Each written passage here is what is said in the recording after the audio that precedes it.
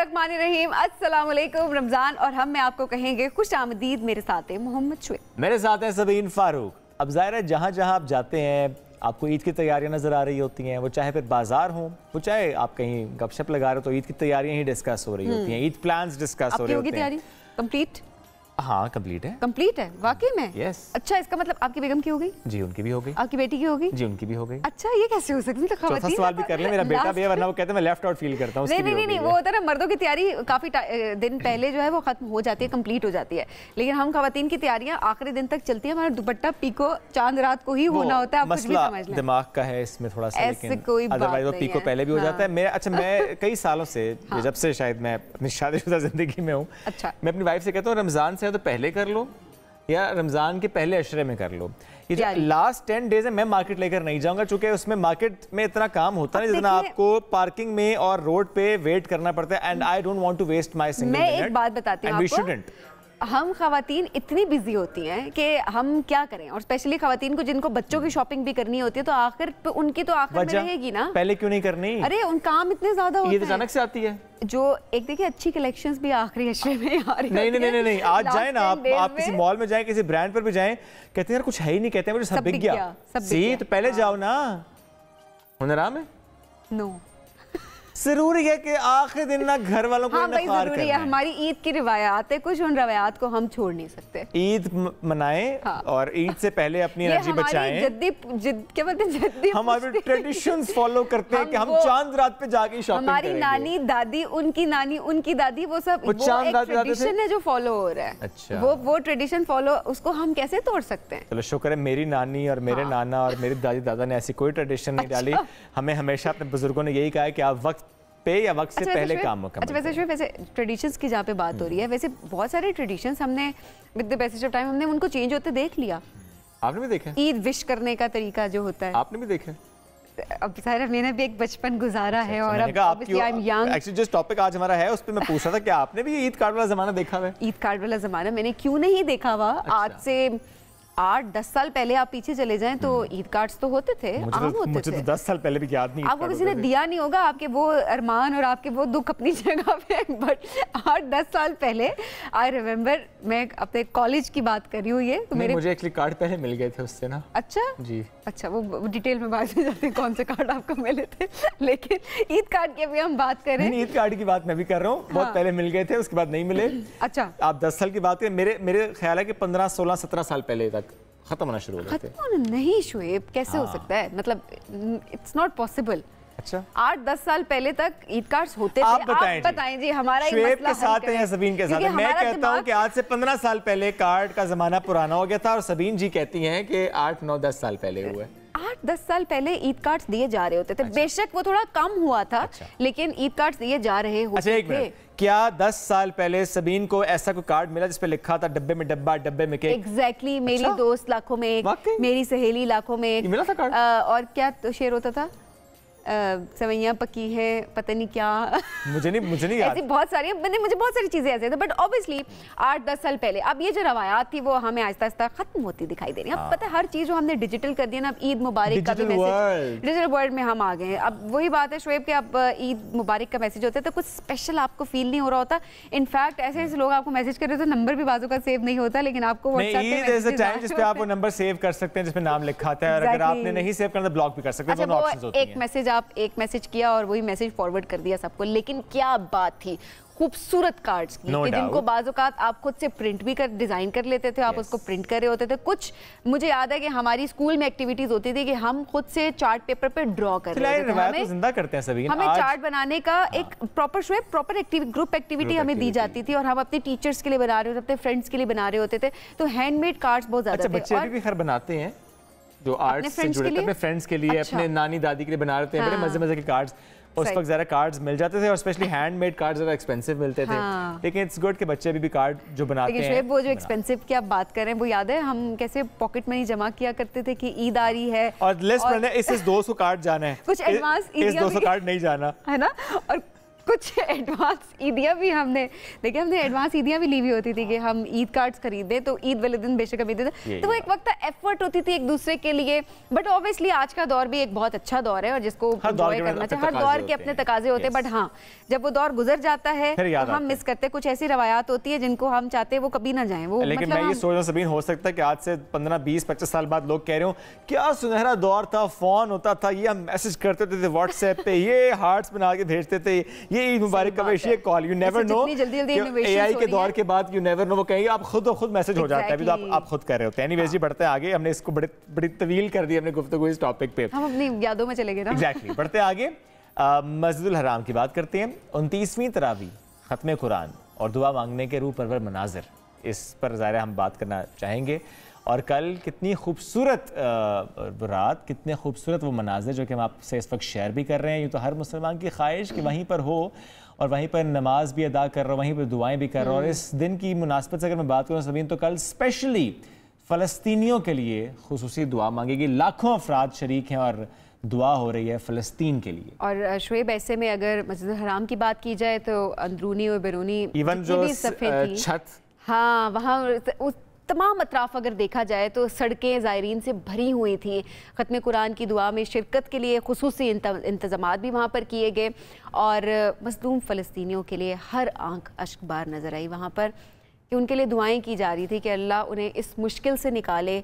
और ये जिस तरह से जुल्म की एक घड़ी है जो कि बहुत ही तवील हो गई है, अब बच्चा वहाँ पर किस तरह से सफ़र कर रहा है, उन सब के लिए दुआएं मांगी गई। और ऐसे में हम सब ने भी ज़रूर याद रखना है, ईद की नमाज हो या आपकी हर नमाज के बाद की दुआ हो, आपने मजलूम फ़लस्तीनियों को अपनी दुआओं में हमेशा याद रखना है। और ऐसे में सबीन, वज़ीर-ए-आज़म पाकिस्तान मियां मोहम्मद शहबाज शरीफ साहब भी वहीं पर मौजूद हैं, मक्का में मौजूद हैं, उन्होंने उम्रा भी किया था कल। और सऊदी वली अहद मोहम्मद बिन सलमान से भी 1-on-1 मुलाकात हुई है उनकी जी। और ऑब्वियसली जो दो तरफा ताल्लुकात हैं और बाहमी दिलचस्पी है उसके उमूर पर भी तबादला ख्याल भी किया गया है। पाक सऊदिया तिजारती और सरमायाकारी उमूर पर भी गुफ्तगू की गई है। और मोहम्मद बिन सलमान ने शहबाज शरीफ के एजाज़ में इफ्तार डिनर भी दिया था, ये उसके विजुअल्स हम आपको दिखा भी रहे हैं। अच्छा, इससे पहले Sabeen, I am not sure कि इससे पहले बाद में, आई थिंक इससे पहले हुआ था, चूँकि ज़रा अभी वो एहराम की हालत में यहाँ पर बैठे हुए हैं, वो जब खाना काबा के अंदर दाखिल हुए थे। एग्जैक्टली वो जब भी कोई सरबराह जाते हैं, सरबराह मुमलिकत जाते हैं, तो वो उनके लिए दरवाजे खोलते हैं। प्रोटोकॉल उनको प्रॉपर दिया गया है वहाँ पर, जो जितनी भी फुटेज और वो सारी चीज़ें हमारे सामने आ रही हैं, तो बहुत अच्छे से वेलकम भी किया गया है उनको। बिल्कुल ऐसे आगे बढ़ते हैं जी। थोड़ी बात इंटरफेथ हम करते हैं। बरतानवी काउंटी जिले की डिप्टी पुलिस कमिश्नर, इन्होंने मुस्लिम कम्युनिटी से हमांगी के लिए रमज़ान के पूरे रोज़े रखने का इंकशाफ किया। Yes, it's beautiful. Deputy police commissioner Ellie वैसी थॉमसन और कहती हैं कि दूसरों के अकायद समझने से मेहरबान दुनिया तश्कील पा सकती है। वो कहती हैं कि मेरे रोज़े रखने से मुस्लिम कम्युनिटी का पुलिस पर एतमाद बढ़ेगा।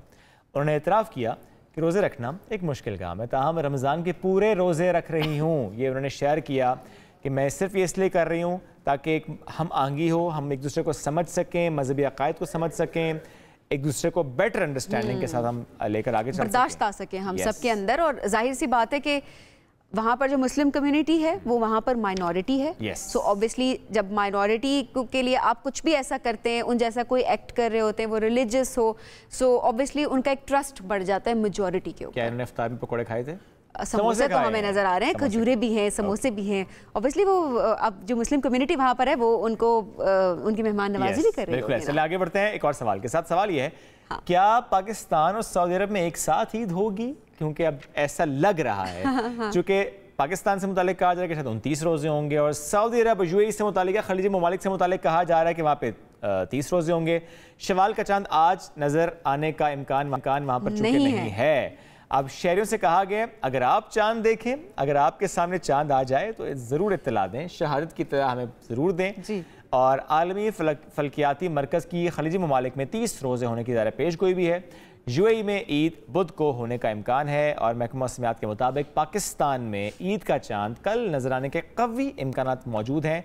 इस पर हम आगे चलकर आज बात भी करेंगे। और मुल्क के ज़्यादातर इलाकों में चूँकि मतला साफ रहेगा, तो चांद देखने के लिए जो मरकज़ ज़रूरत हिलाल कमेटी का इजलास है वो कल होना है इस्लामाबाद में। आगे चलकर डिटेल में इसको जरा हम बात भी करेंगे कि कल चांद देखने के लिए क्या कुछ होगा। एग्जैक्टली कितने लोग चांद देखेंगे। ठीक है। अरे असल चांद की बात हो रही है। हाँ चांद की बात कर रहा हूँ। रोहित लाल कमेटी में बहुत से मेंबर्स होते हैं और ज़ाहिर है उसमें बहुत से मेंबरान देखेंगे चांद। हाँ। उस चांद की बात कर रहा हूँ मैं। अच्छा आगे बढ़ते हैं जी। वक्त का मुकाबला सख्त है और वो है ईद की शॉपिंग, जिसके लिए हम कराची, लाहौर, इस्लामाबाद समेत मुल्क भर के बाजारों में क्या देख रहे हैं? रश। सही बात है। अगर मर्दों की बात करें, कुर्ता अगर ले लिया तो जूते की तलाश है, लेकिन हम उन मर्दों की बात करें जो कि वाकई जूते की तलाश में, वरना उनकी कोशिश होती है कि पहले खवातीन का काम पूरा हो जाए। अच्छा, वो बहुत सारे मर्द हमें शुएब रश उसका भी नजर आता है कि बच्चे संभाल रहे होते हैं शॉप्स के बाद बाजारों में। इतनी अच्छी बात है, देखिए सपोर्ट, क्योंकि जो माएँ शॉपिंग कर रही हैं अपने लिए, तो माएँ कहाँ ही शॉपिंग कर रही होती है शुएब, बच्चों के लिए। सही बात है। खवातीन की शॉप्स पे भी रश लगा हुआ है, ये ब्रांडेड ड्रेसेस पे भी रश लगा हुआ है। विंडो शॉपिंग है ना ऑब्वियसली। अब खवातीन के ड्रेसेस तो उसमें बच्चों की भी तो होती है ना रैक्स, तो वो बच्चों की शॉपिंग कर रही है वहाँ पर। वैसे एक कंटेंट क्रिएटर है सभी, उन्होंने कल एक वीडियो जारी की। क्या? एक ब्रांड पे वो गई, वहाँ पे जब उन्होंने एक ड्रेस की प्राइस देखी, उस पे लिखा हुआ 30,000, तो उन्होंने कहा कि ये 30,000 का ड्रेस मैं इस पैसे बचा के अगली ईद के लिए बकरा ना खरीद लूं। महंगाई बहुत ज़्यादा है। एग्जैक्टली। अब हम इन चीज़ों को शुगल में भी ले रहे होते हैं और बहुत सारी ऐसी चीज़ें हम मजाक में भी कंटेंट बना दिए कुछ भी, लेकिन मकसद इसका ये है कि महंगाई को आप हाईलाइट ज़रूर करें कि हमारे ब्रांड्स भी हैं, ठीक है, अच्छा काम करें, बहुत क्वालिटी वर्क है उनका और लोग इसी वजह से ब्रांड्स की तरफ जाते भी हैं। But at the same time एक लॉन का जोड़ा अगर आपने 25 से 30 हज़ार रुपये का लगाया हुआ है अपनी दुकान के अंदर, तो यकीन करें आप सरासर ज्यादती कर रहे हैं लोगों के साथ। या तो होना कि वो कोई नायाब जोड़ा हो, ऐसा जोड़ा हो जो दुनिया में बहुत कम फिर समझ आती है। अरे वो फैंसी होते थे ना शुएब के, फैंसी है, इसमें तिल्ले का काम हुआ हुआ है, इसमें हाथ का काम हुआ हुआ है, एक नॉर्मल सा लॉन का जोड़ा जिसके ऊपर शायद ही कोई हल्की हल्की एम्ब्रॉयडरी हुई होगी, या कभी तो सिंपल भी कीजिए हम कपड़े के पैसे ले रहे हैं और फिर हम ब्रांड का हम नाम के पैसे ले रहे हैं। कोई भी जब जाता है वो बताता नहीं है जी, टैग लगा के नहीं फिर रहा होता है कि मैंने ये कपड़े तो कपड़े, ये ब्रांड पहने, कपड़े तो कपड़े और कंफर्ट मैटर करता है। अब चूंकि हमने कहा ना कि वो कपड़े नायाब तो है नहीं, लेकिन सभी नायाब से मुझे याद आया कि सुबह से हम एक खबर देख भी रहे हैं तो नाज़रीन से शेयर भी करते हैं। गडानी का साहिल है और नायाब वेल देखी गई है। माहीगीर ये कहते हैं कि गडानी के साहिल में पहली बार इस वेल को देखा गया है। 2 से 3 किलोमीटर दूर कह रहे हैं समंदर में वेल नजर है। आपको विजुअल दिखा भी रहे हैं, ये हब से आसपास का इलाका है। और वैसे यहाँ पे जो नीलगू समंदर है बहुत खूबसूरत है समंदर है यहाँ पे वैसे भी आपको थोड़ा सा आगे जाए तो डॉल्फिन्स भी नजर आती हैं, लेकिन अभी जो हम आपको दिखा रहे हैं वो दिखा रहे हैं जनाब वेल। और ये तकरीबन कुछ तो ने ये भी कहा है कि शायद 100 फुट, अच्छा हाँ मतलब बहुत बड़ी वेल मछली थी। अब लेट्स सी इसके बारे में मजीद डिटेल्स कैसे आती हैं, लेकिन बहरहाल इस इलाके में ऐसी वेल पहले कभी नहीं देखी गई, इतनी बड़ी वेल यहाँ पर अब सारे देखी गई, तो विजुअल आया था आपसे हमने शेयर कर दिया। आगे बढ़ते नाज़रीन, ये तो कुछ खबरें थी जो हमने आपसे शेयर की। आज वैसे सूरज ग्रहण भी होना है। अब आप कह रहे हो कि वो किस वक्त होना है? वो जनाब होना रात में, यहाँ की रात, क्योंकि वहाँ पे दिन होगा ना अमेरिका में, तो वहाँ पे होना है शुमाली अमेरिका में। आगाज़ इसका मैक्सिको से होगा और पाकिस्तानी वक्त के मुताबिक ये होना है जनाब रात 11:07 पर। और पाकिस्तान समेत एशियाई ममालिक में आप नहीं देख सकते क्योंकि उस तक सूरज होता नहीं है। यहाँ पे आप नहीं देख सकेंगे, वहाँ देख सकेंगे आप, ज़ाहिर है क्योंकि वहाँ पे होता दिन है, वहाँ पे होगा। ऐसे कॉमन सेंस है। अच्छा, इस पे हम ऐसे डिस्कस करते तो मेरी वाइफ ने कहा ये सही मजाक है, मतलब मजे की चीज़ जो रही है वो हो भी वहीं पे रही है, हमने भी तो देखनी थी। सही बात है, वैसे मजे की चीज़ देखना चाहते हैं, अनोखी चीज़ कभी कभी जो होती है, ऐसे मनाजिर हम कभी कभी देख रहे होते हैं। ऑब्वियसली सनग्लासेस लगा के, कुछ लोग एक्सरे से देख रहे हो ना। बड़ा अच्छा हो गया कोई सूरज ग्रहण देखा हो किसी ने? नहीं, ये सिर्फ बात की जाती है, अदरवाइज तो ये एक्सरे वगैरह से देखने वाला कोई चक्कर नहीं है। हार्मफुल होता है, लेकिन उसका बहुत सी मिथ्स जुड़ी होती हैं जी कि अच्छा हमला खवातीन उस दिन बाहर ना निकलें, ऐसे ना करें, वैसा करें, all myths, there is nothing reality in this. Anyways आगे बढ़ते हैं। मजेदार पकवान हमारा सेगमेंट, इसमें हम डेली बेसिस पर आपके साथ रेसिपी नहीं रेसिपीज शेयर करते हैं।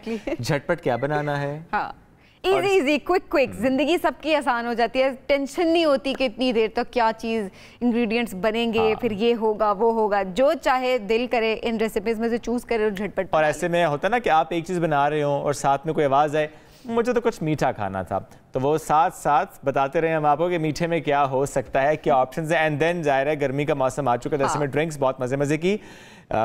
मूज आपने ट्राई किया था दैट चॉकलेट? नहीं, I didn't try. Okay, you must try that, बहुत मजे का था। लेकिन उसमें बीच में उन्होंने कहा था कि आप उसे आइसक्रीम की फॉर्म में भी लेकर जा सकते हैं, तो वो भी ट्राई कर सकती हैं। एनीवेज जी, आज कौन सी रेसिपीज हैं ये जानने के लिए हम चलते हैं सबा आफ्ताब की तरफ।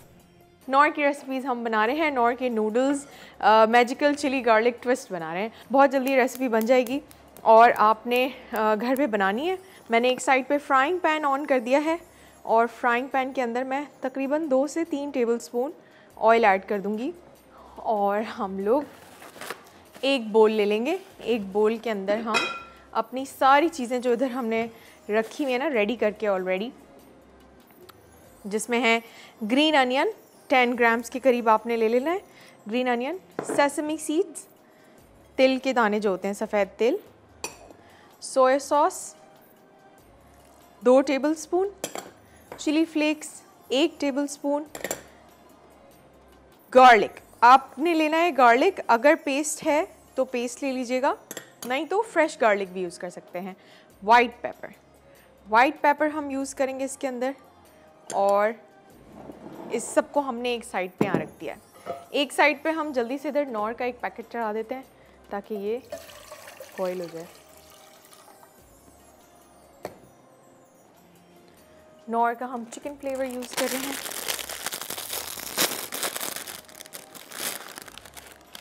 इसको ब्रेक करके यूज़ कर लेंगे।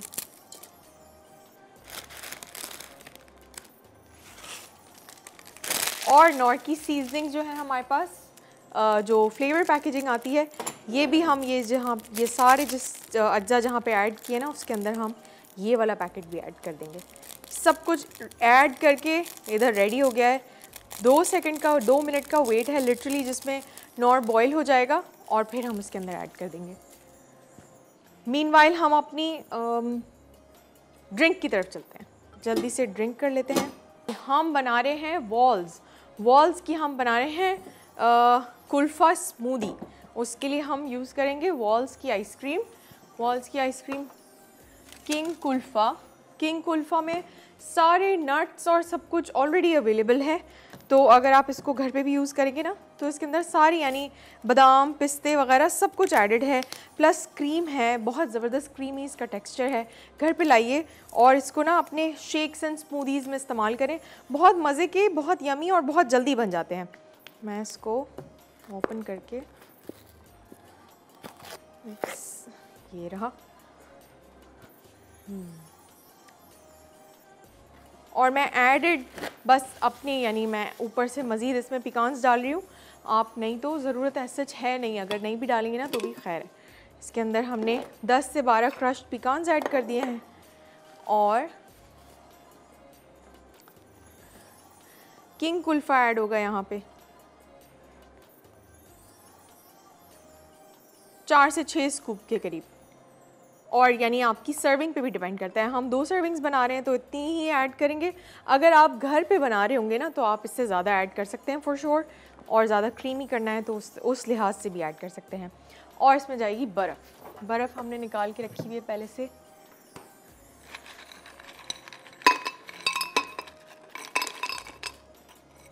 और ये ऑलरेडी क्योंकि क्रीमी है तो इसके अंदर ऐसा उसकी ज़रूरत नहीं है और किसी भी कंटेंट की। थोड़ा सा हम इसमें पानी शामिल कर देंगे। यहाँ भी देख लेते हैं क्या चल रहा है। ठीक है, चलो जी बिस्मिल्लाहिर्रहमानिर्रहीम।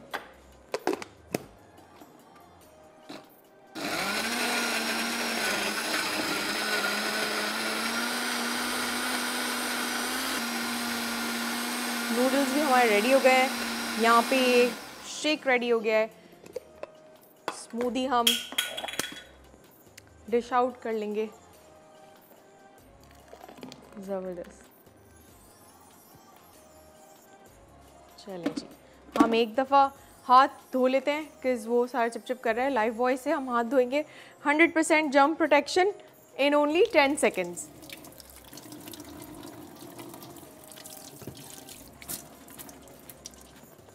चलो जी, 10 सेकेंड्स में हाथ ज़बरदस्त क्लीन हो गए हैं। यहाँ पे नूडल्स चेक कर लेते हैं एक दफ़ा। और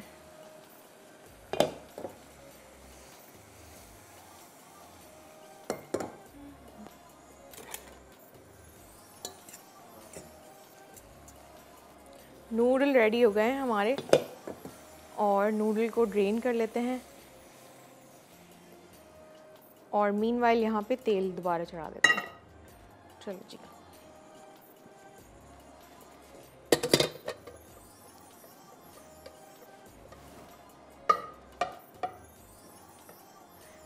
ऑयल हीट करना है बस। अच्छा से जल्दी से ऑयल हीट हो जाएगा 2 सेकंड में। तो फिर ये सारी चीज़ों में हम ऑयल ऐड कर देंगे, गरम ऑयल। लिटरली इस रेसिपी में कुछ भी नहीं करना है, बेवक्त की भूख का आपको वो मिलता है। यानी आप अफ्तार से सहरी के बीच में जो टाइम होता है ना, जिसमें भूख लग जाती है और ऐसा सच कुछ होता नहीं है अवेलेबल, तो उस केस में आप जल्दी से बस किचन में खड़े हुए 4 से 6 मिनट में रेसिपी रेडी हो जाएगी और आपको भूख को सेशिएट कर सकेंगे। ऑलराइट, तेल गरम हो गया, डन, बंद, चलिए जी, बेहतरीन, ज़बरदस्त। इस सबको मिक्स कर लेंगे तेल ऐड करके, और इसमें नूडल्स आ जाएंगे। ज़बरदस्त सा गार्लिक पंच के साथ nor magical garlic twist is ready. इसको हम डिश आउट कर लेते हैं। खुशबू आ रही है बेहतरीन। चलो जी,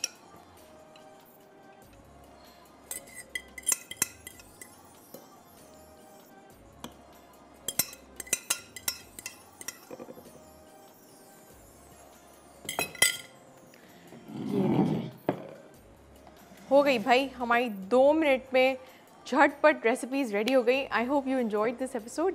हमें फीडबैक देना मत भूलिएगा और take care, I will see you tomorrow.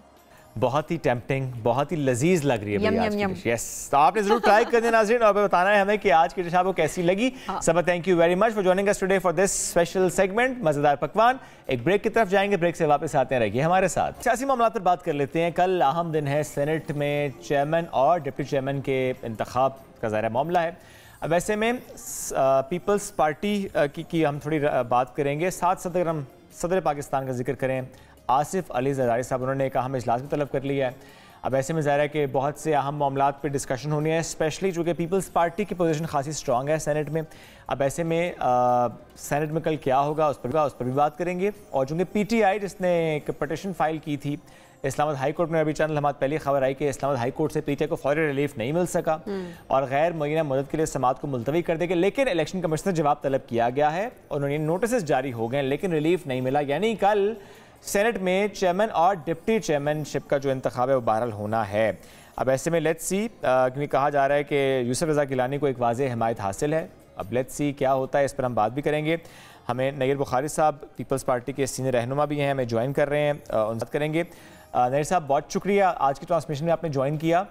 सबसे पहले नईर साहब इसी पर कमेंट लूँगा, एक अहम जमात भी है और ज़रा एक सूबा भी है, उसकी रिप्रेजेंटेशन अभी नहीं है। ऐसे में ये जो एक वैलिड पॉइंट है PTI का, कह लें सुन्नी इत्तेहाद काउंसिल का, कि अभी इंतखाब नहीं होना चाहिए चेयरमैनशिप का भी और डिप्टी चेयरमैनशिप का भी।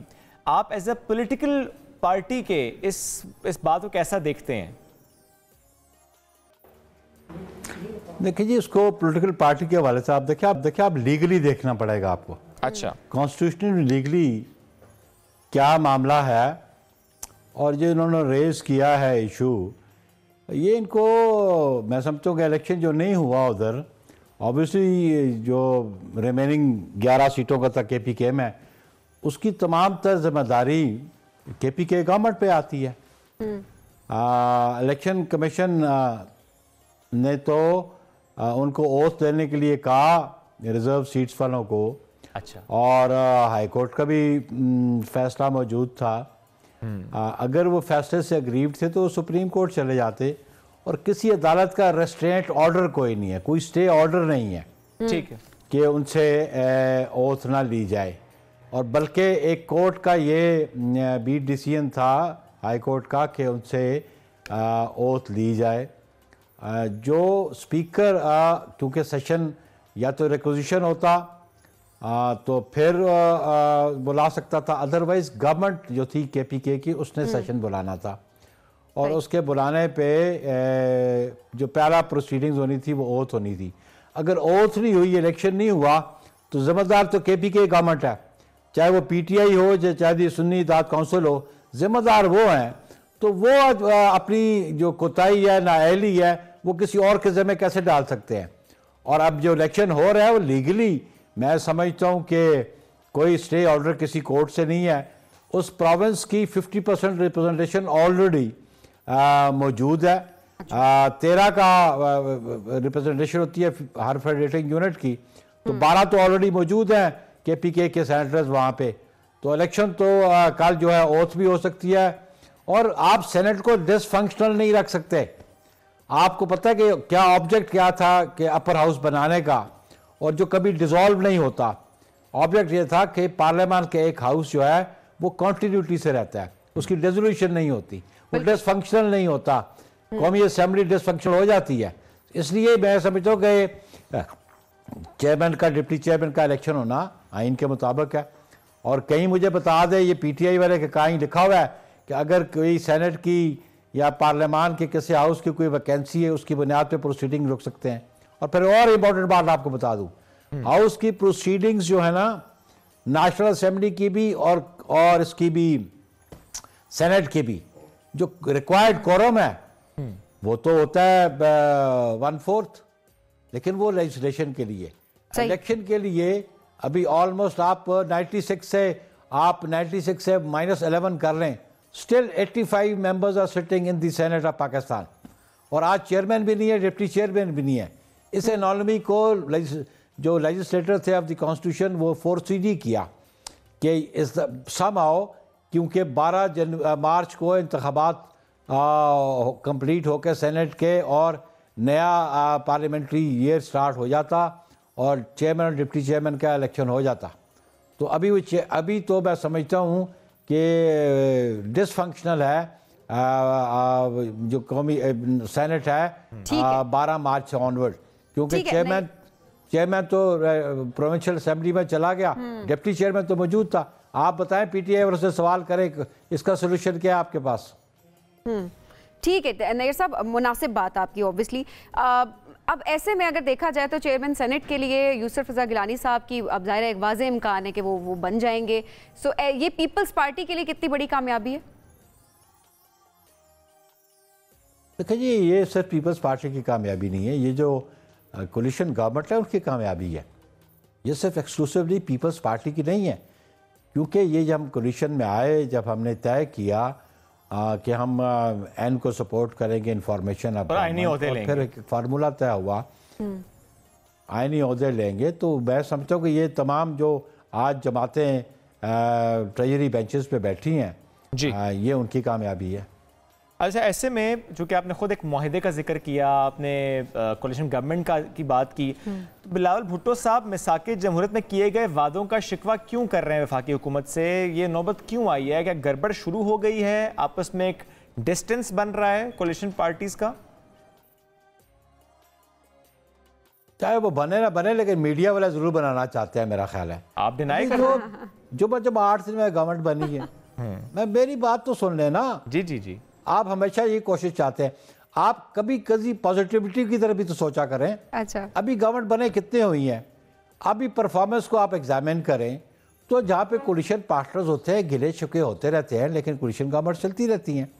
लेकिन मेरा ख्याल है मीडिया वाले ज़रा हेस्ट में होते हैं, वो जल्दी नतीजा अखज़ करना चाहते हैं। मैंने तो सवाल किया। ये तो सवाल है, आप डिनाई कर दें बेशक। जी जी, हाँ देखे ना, हमने डिनाई तो कर दिया है, लेकिन आपको बड़ी जल्दी है कि don't be having a destructive approach. अभी तो गवर्नमेंट बनी है, मुल्क के हालात देखें। ठीक है, तो फिर मुल्क के हालात में मैं समझता हूँ कि पॉलिटिकल फोर्सेस को मिलके चलना है, इस मुल्क को चलाना। अगर मिलके ही चलना है, इतनी आप पॉजिटिविटी की बात कर रहे हैं और आप कह रहे हैं कि मीडिया को ही हेस्ट होता है, तो सर फिर आप बोझ भी उठाए ना, फिर साथ बैठते क्यों नहीं है? फिर वजारतें क्यों नहीं लेते? वजारतें तो नहीं ली, होते ले लिए। ये हम आपसे डिक्टेशन लेके अपनी पॉलिटिक्स करेंगे, या हमारी अपना एक सुप्रीम अदारा है जो फैसला करता है? तो सवाल भी अपनी मर्जी से करूंगा ना सर, बोलते डिक्टेशन आपसे तो नहीं लूंगा ना, फिर सवाल भी तो अपनी मर्जी से करेगा मीडिया। और अगर आप अगर समझते, होल्ड ऑन, इतने ही आप समझदार भी हैं और दर्द भी रखते हैं, तो कोई पॉलिटिकल पार्टी फॉर्म कर लें या किसी पॉलिटिकल पार्टी में शामिल हो जाएं। पॉलिटिकल पार्टीज ने क्या दिया है वहां पे सर आज तक? ये तो आज गवर्नमेंट जो बनी है पॉलिटिकल पार्टी ने दी है ना, आपने तो नहीं दी है ना। आप कभी जाए ना फिर अवाम में पूछें तो सही, वो इस पर क्या राय रखते हैं? नहीं, अवाम में ये राय जो भी रखते हैं, लेकिन इलेक्शन तो हुआ ना भाई मेरे। अच्छा, ये इलेक्शन के नतीजे में तो गवर्नमेंट बनी। और आप इस इलेक्शन से मुतमईन हैं? देखिए जी, बहुत सारे क्वार्टर्स के कंसर्न्स हैं और लेकिन हम समझते हैं कि और रास्ता कोई बता दे कि इलेक्शन के अलावा क्या रास्ता है मुल्क में हुक्मरानी का। अच्छा, अब अगर ऐसे में कोalition पार्टी ही आपकी नून लीग, चूंकि ज़ाहिर है आप तो कह रहे हैं ना कि कोई मसला भी नहीं है, सिर्फ मीडिया को ही हेस्ट है कि गड़बड़ हो जाए, इतने ही करीबी, इतने ही प्यारे, इतने ही साथी, वो तो बार बार कहते हैं कि आप आएँ, साथ बैठे वफाकी हुकूमत में, आएँ कैबिनेट में आएँ, और आप वजारतें लेने को तैयार नहीं है। अब मैं तो नहीं कह रहा, ये मेरी तो कोई ख्वाहिश नहीं है ना, मेरी पॉलिटिकल पार्टी है, तो आपके साथ पॉलिटिकल पार्टी की ख्वाहिश है। फिर मैं वही कह रहा हूँ ना जी, वो कह रहे हैं, लेकिन हमारी पार्टी अपने फैसले अपनी सीसी में करती है। ये हमारी का फैसला था कि हम गवर्नमेंट बनवाएंगे, हम प्राइम मिनिस्टर को सपोर्ट करेंगे, हम पार्लियामेंट में PMLN को सपोर्ट करेंगे और हम लेजिस्लेशन में सपोर्ट करेंगे, और ये हमारी सीसी का डिसीजन है। और सीसी का डिसीजन जो है वो हमारा एक सुप्रीम अदारा है हमारी पार्टी का। अच्छा, अब इस डिसीजन को रिव्यू करना है, तो अगर वो रिक्वेस्ट करते हैं तो that can be put before, that can be reviewed, that's right, understandable. यही जवाब आपसे मांग रहे थे, और तो कुछ नहीं था। और ऐसे में चूंकि सर आपने आगाज में कहा ना कि जब मैंने सवाल किया कि एज अ पॉलिटिकल पार्टी आपकी राय उस मामले पर क्या, तो आपने कहा नो, इसको एज ए लीगली देखना होगा, एज ए कॉन्स्टिट्यूशनली देखना होगा। तो इसमें PTI की भी एक राय है, उस पर सवाल कर लेता हूँ आपसे। वो कहते हैं कि जब इतनी ही लीगल एंड कॉन्स्टिट्यूशनल फ्रेमवर्क की बातें होती हैं, तो ये कहाँ लिखा है कि किसी एक जमात को अगर किसी वजह से नशिस्तें नहीं मिल रही तो वो नशिस्तें बाकी उन जमातों पर डिवाइड कर दी जाएंगी? ये कॉन्स्टिट्यूशन के किस आर्टिकल में लिखा हुआ है? तो आप अगर रहनुमाई कर दें PTI वालों की, मेरी नहीं सर, मैं नहीं पूछ रहा, PTI की। नहीं, मैं PTI वालों की रहनुमाई नहीं कर सकता। अच्छा, क्योंकि वो अकले कुल है, वो अकले कुल है, इसलिए उनकी रहनुमाई तो हम नहीं कर सकते। ये तो सारे ही समझते हैं अपने बारे में। आप मेरी बात तो सुनने दे। जी, let me complete my answer, please complete करें। Let me complete my answer now. वो अगर उन्होंने राय लेनी है तो इस मुल्क में आइन को, कानून को इंटरप्रेट करने का इख्तियार आला अदलिया को है, सुपीरियर जुडिशरी को है, और वो जुडिशरी के वर्डिक्ट है सामने। 5 मेंबर बेंच का फैसला पेशावर हाई कोर्ट का सामने है, और उनको इंतखाबी निशान नहीं मिला तो उस पर फैसला सुप्रीम कोर्ट का मौजूद है। तो मैं उनकी क्या रहनुमाई कर सकता हूँ? ठीक है, चलिए अब अवाम की रहनुमाई कर लें सर, थोड़ी सी अवाम की रहनुमाई की सवाल कर लूं सर, इजाजत? अवाम की रहनुमाई के लिए भी अदालत, ठीक है, अवाम की रहनुमाई जब आइन को इंटरप्रेट कर रहा हो, आइन और कानून को इंटरप्रेट करना अदालतों का काम है। अदालतों ने अपने फैसला दिया, ठीक है, उन्होंने फैसला दिया है, फैसले को मानते हैं। एक और चीज अगर आप इजाजत दे दें सर, सवाल ही करना चाहता हूं कि चूंकि ज़ाहिर बात अवाम की है, अब आप भी यानी एज पीपल्स पार्टी भी PMLN की बात भी करें, बहुत से रहनुमा ऐसे, कुछ ने ढके छुपे अल्फाज ने, कुछ ने बहुत ही कैटेगोरिकली सिलेक्शन प्रोसेस पे सवाल उठाए हैं। हुकूमत है ना सर आपकी, कोalition गवर्नमेंट है, आपस के ताल्लुकात भी बहुत अच्छे हैं, कमीशन क्यों नहीं बनाते तहकीकात का? ये दूध का दूध पानी का पानी क्यों नहीं करते? क्योंकि आप खुद कहते हैं कि धांधली हुई है, आप खुद कहते हैं बहुत से हल्कों में मसाइल, नून लीग भी ये कहती है, बहुत सी जमातें कहते हैं छोड़े PTI को, वो तो कहते हैं, उनको आप खुद भी कह रहे हैं कि उनको आप रहनुमाई नहीं कर सकते, अपनी रहनुमाई कर लेते हैं ना। क्यों नहीं बनाती है हुकूमत ऐसा एक सेट, ऐसा कमीशन की वाकई फिर मामला क्लियर हो जाए? देखिए, ये पाकिस्तान में इंतखाबात हमेशा से कंट्रोवर्शियल रहे हैं, ये कोई नई बात नहीं है। ये कमीशन 2014 में भी बना था, 18 में भी बात हो रही थी, और अभी आइन के मुताबिक फोरम्स मौजूद हैं, जो एग्रीव्ड हैं वो आप खुद एग्रीव्ड हैं, वो रुजू करें, मेरे जो एग्रीव्ड है वो रुजू करें उन फोरम्स को। पीपल्स पार्टी नहीं है, पीपल्स पार्टी एग्रीव्ड नहीं है भाई जी। जब हम एग्रीव्ड होंगे हम अपने फोरम पे गए होंगे ना, जहाँ हमारा इंडिविजुअल केस एग्रीव्ड था, हम गए हैं वहाँ पे। लेकिन हम इस मुल्क में जमहूरियत को फंक्शनल देखना चाहते हैं, हम इस मुल्क को डिसफंक्शनल जमहूरियत की तरफ लेके नहीं जाना चाहते। आप सोल्यूशन बता दें ना कि क्या सोल्यूशन इस मुल्क में हुक्मरानी का, किस तरह हुक्मरानी और कौन हुक्मरानी करे। लेकिन ये इंतखाबात का इशू जो है ये बाकी दुनिया में भी होता रहता है। उसके लिए अगर किसी को ग्रीवेंसेस हैं तो फॉरम जो अवेलेबल है उस पर रुजू कर लिया जाए। लेकिन इतनी इंटॉलरेंस क्यों है फिर? आप में भी आप एज इंडिविजुअल है ना, व्हाई डोंट, नहीं, if you feel too much aggrieved, आप as a citizen of Pakistan go and move to the supreme court. नहीं, मैं तो इमरान खान 2013 के इलेक्शन में चला गया था ना, आप चले जाए सर। इतना अगर आप एग्री रहे तो इतना गुस्सा, इतनी इंटॉलरेंस हमारे दरमियान नहीं, गुस्सा नहीं, सवाल पे ये कहना कि अच्छा मीडिया की ये कोशिश और आपके कहने पे हम ये करेंगे या आपके कहने पे हम ये करेंगे। सर वैसे हम एक आम आवाम है जो कि बैठे हुए और हम आपसे सवाल कर भी सकते हैं, हम कोई भी सवाल कर सकते हैं। नुमाइंदगी तो आप हम लोगों की कर रहे हैं वहाँ पे। जरूर करें सवाल, नहीं सवाल जरूर करें आप। मैं वाकई ऑन लाइटर नोट ये पूछ रहा हूँ कि आप इतनी इंटॉलरेंस नहीं as a citizen of Pakistan, नहीं as a citizen of Pakistan अगर आप समझते हैं कोई काम आइन के मुताबिक दुरुस्त नहीं हुआ तो as a citizen of Pakistan आप भी फोरम्स पे जा सकते हैं, आप दोनों जा सकते हैं। You can knock the doors of the courts, why can't you go there? ये बिल्कुल अहम बात है, कोई भी जा सकता है, ये कोई बाकी बात है, कोई भी जा सकता है। लेकिन on a lighter note once again sir, किसी के सवाल पर अगर हमारी तरफ से ऐसा कोई सवाल है तो मैं माजरत करूंगा आपसे कि किसी बात पर गुस्सा है। ज़ाहिर है आप मेरे सीनियर भी हैं, मैं आपसे क्यों ऐसी कोई बात करूं जिस पे आपको गुस्सा? मैंने गुस्सा कतई नहीं किया। अच्छा फिर बस मैंने कहा मैं ऑन एयर कहलवा लूं आपसे कि गुस्सा नहीं किया। नहीं सर मैंने गुस्सा नहीं किया, ठीक है।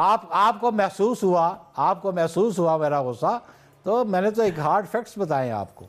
अच्छा चले बहुत शुक्रिया सर, बहुत शुक्रिया, साथ मौजूद थे।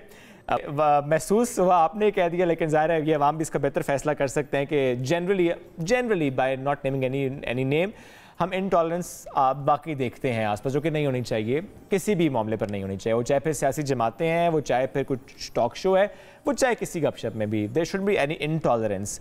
एक ब्रेक की तरफ बढ़ने नाज़रीन, ब्रेक से वापस आते हैं, साथ रहिए।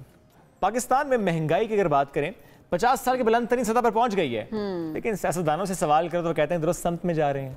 वो कहते हैं कुछ मुश्किल फैसले करने हैं, चीजें बेहतर हो जाएंगी। हालांकि अगर देखा जाए तो बिजली और गैस की कीमतों को अगर देखा जाए तो तारीखी इजाफे के बाद रवां साल महंगाई की शरह जो है वो 26% तक जो है वो पहुंच गई है, रहने का इम्कान है। और अगर IMF की बात करें सबीन, तो पाकिस्तान से नए मुतालिबात वो कर रहा है, सिलसिला जारी है अभी। और हुकूमत से कहा कि सनतों में चलने वाले जो पावर प्लांट्स हैं उनकी सस्ती गैस की कीमतें दरामदी यानी RLNG के बराबर की जाए।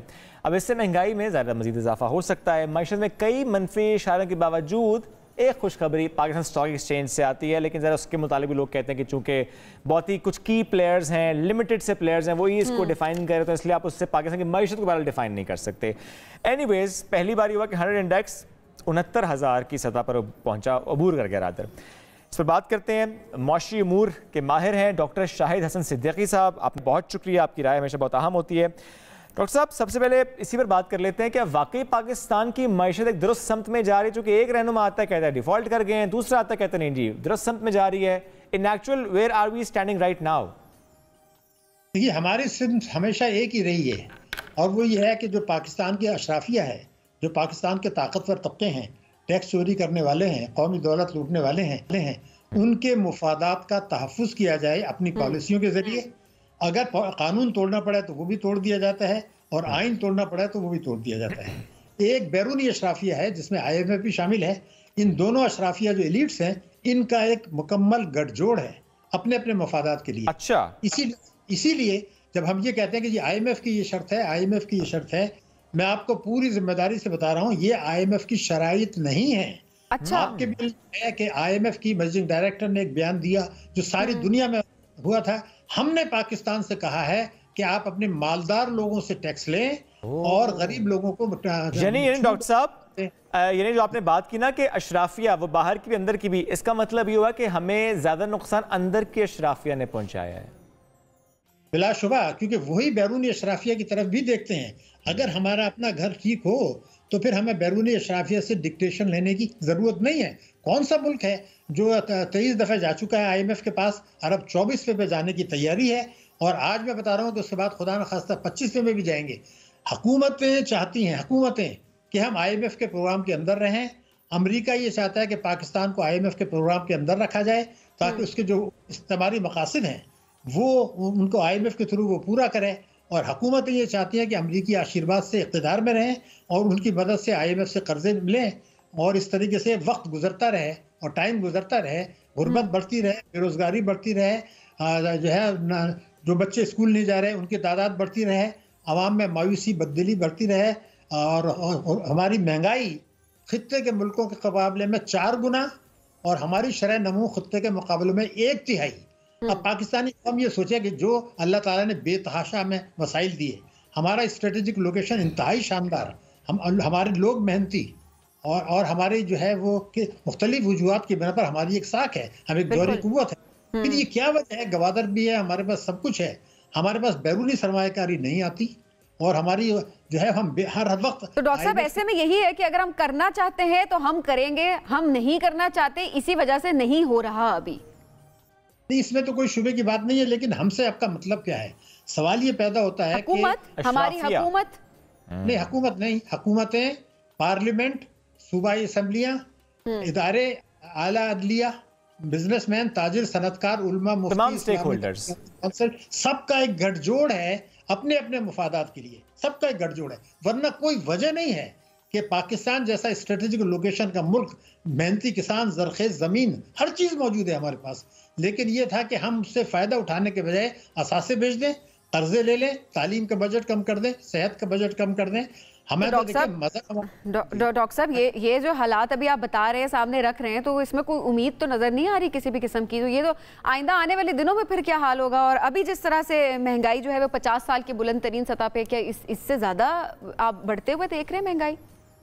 देखिए, बिल्कुल वाज़ेह बात यह है कि अगर हमने 23 IMF के प्रोग्राम में गए और वही पॉलिसी हम 24वें के लिए बना रहे हैं, तो हर एक को पता होगा कि ये क्या होने जा रहा है। और आपको आज मैंने बता दिया कि अगर ये 3 साल का प्रोग्राम है 24वां, तो उसके बाद हम 25वें में भी जाएंगे। अच्छा। लेकिन इस्लाम में भी मायूसी कुफ्र है और मेरे हिसाब से एक तरीका आज भी मौजूद है, लेकिन उस एक तरीके के अलावा कोई दूसरा तरीका या कोई हल बताता है, वो कौम को और अपने आप को धोखा देता है। नहीं, अच्छा, ऐसे में डॉक्टर साहब हल की तरफ शायद जाते हुए दिखाई तो दे रहे। प्राइवेटाइजेशन तो हो रही है, PIA है, अब इसके बाद भी और अगर इदारों की बात की जाए तो वो भी प्राइवेटाइज करने की तो बातें हो रही हैं। तो क्या ये हम हल की तरफ नहीं जा रहे?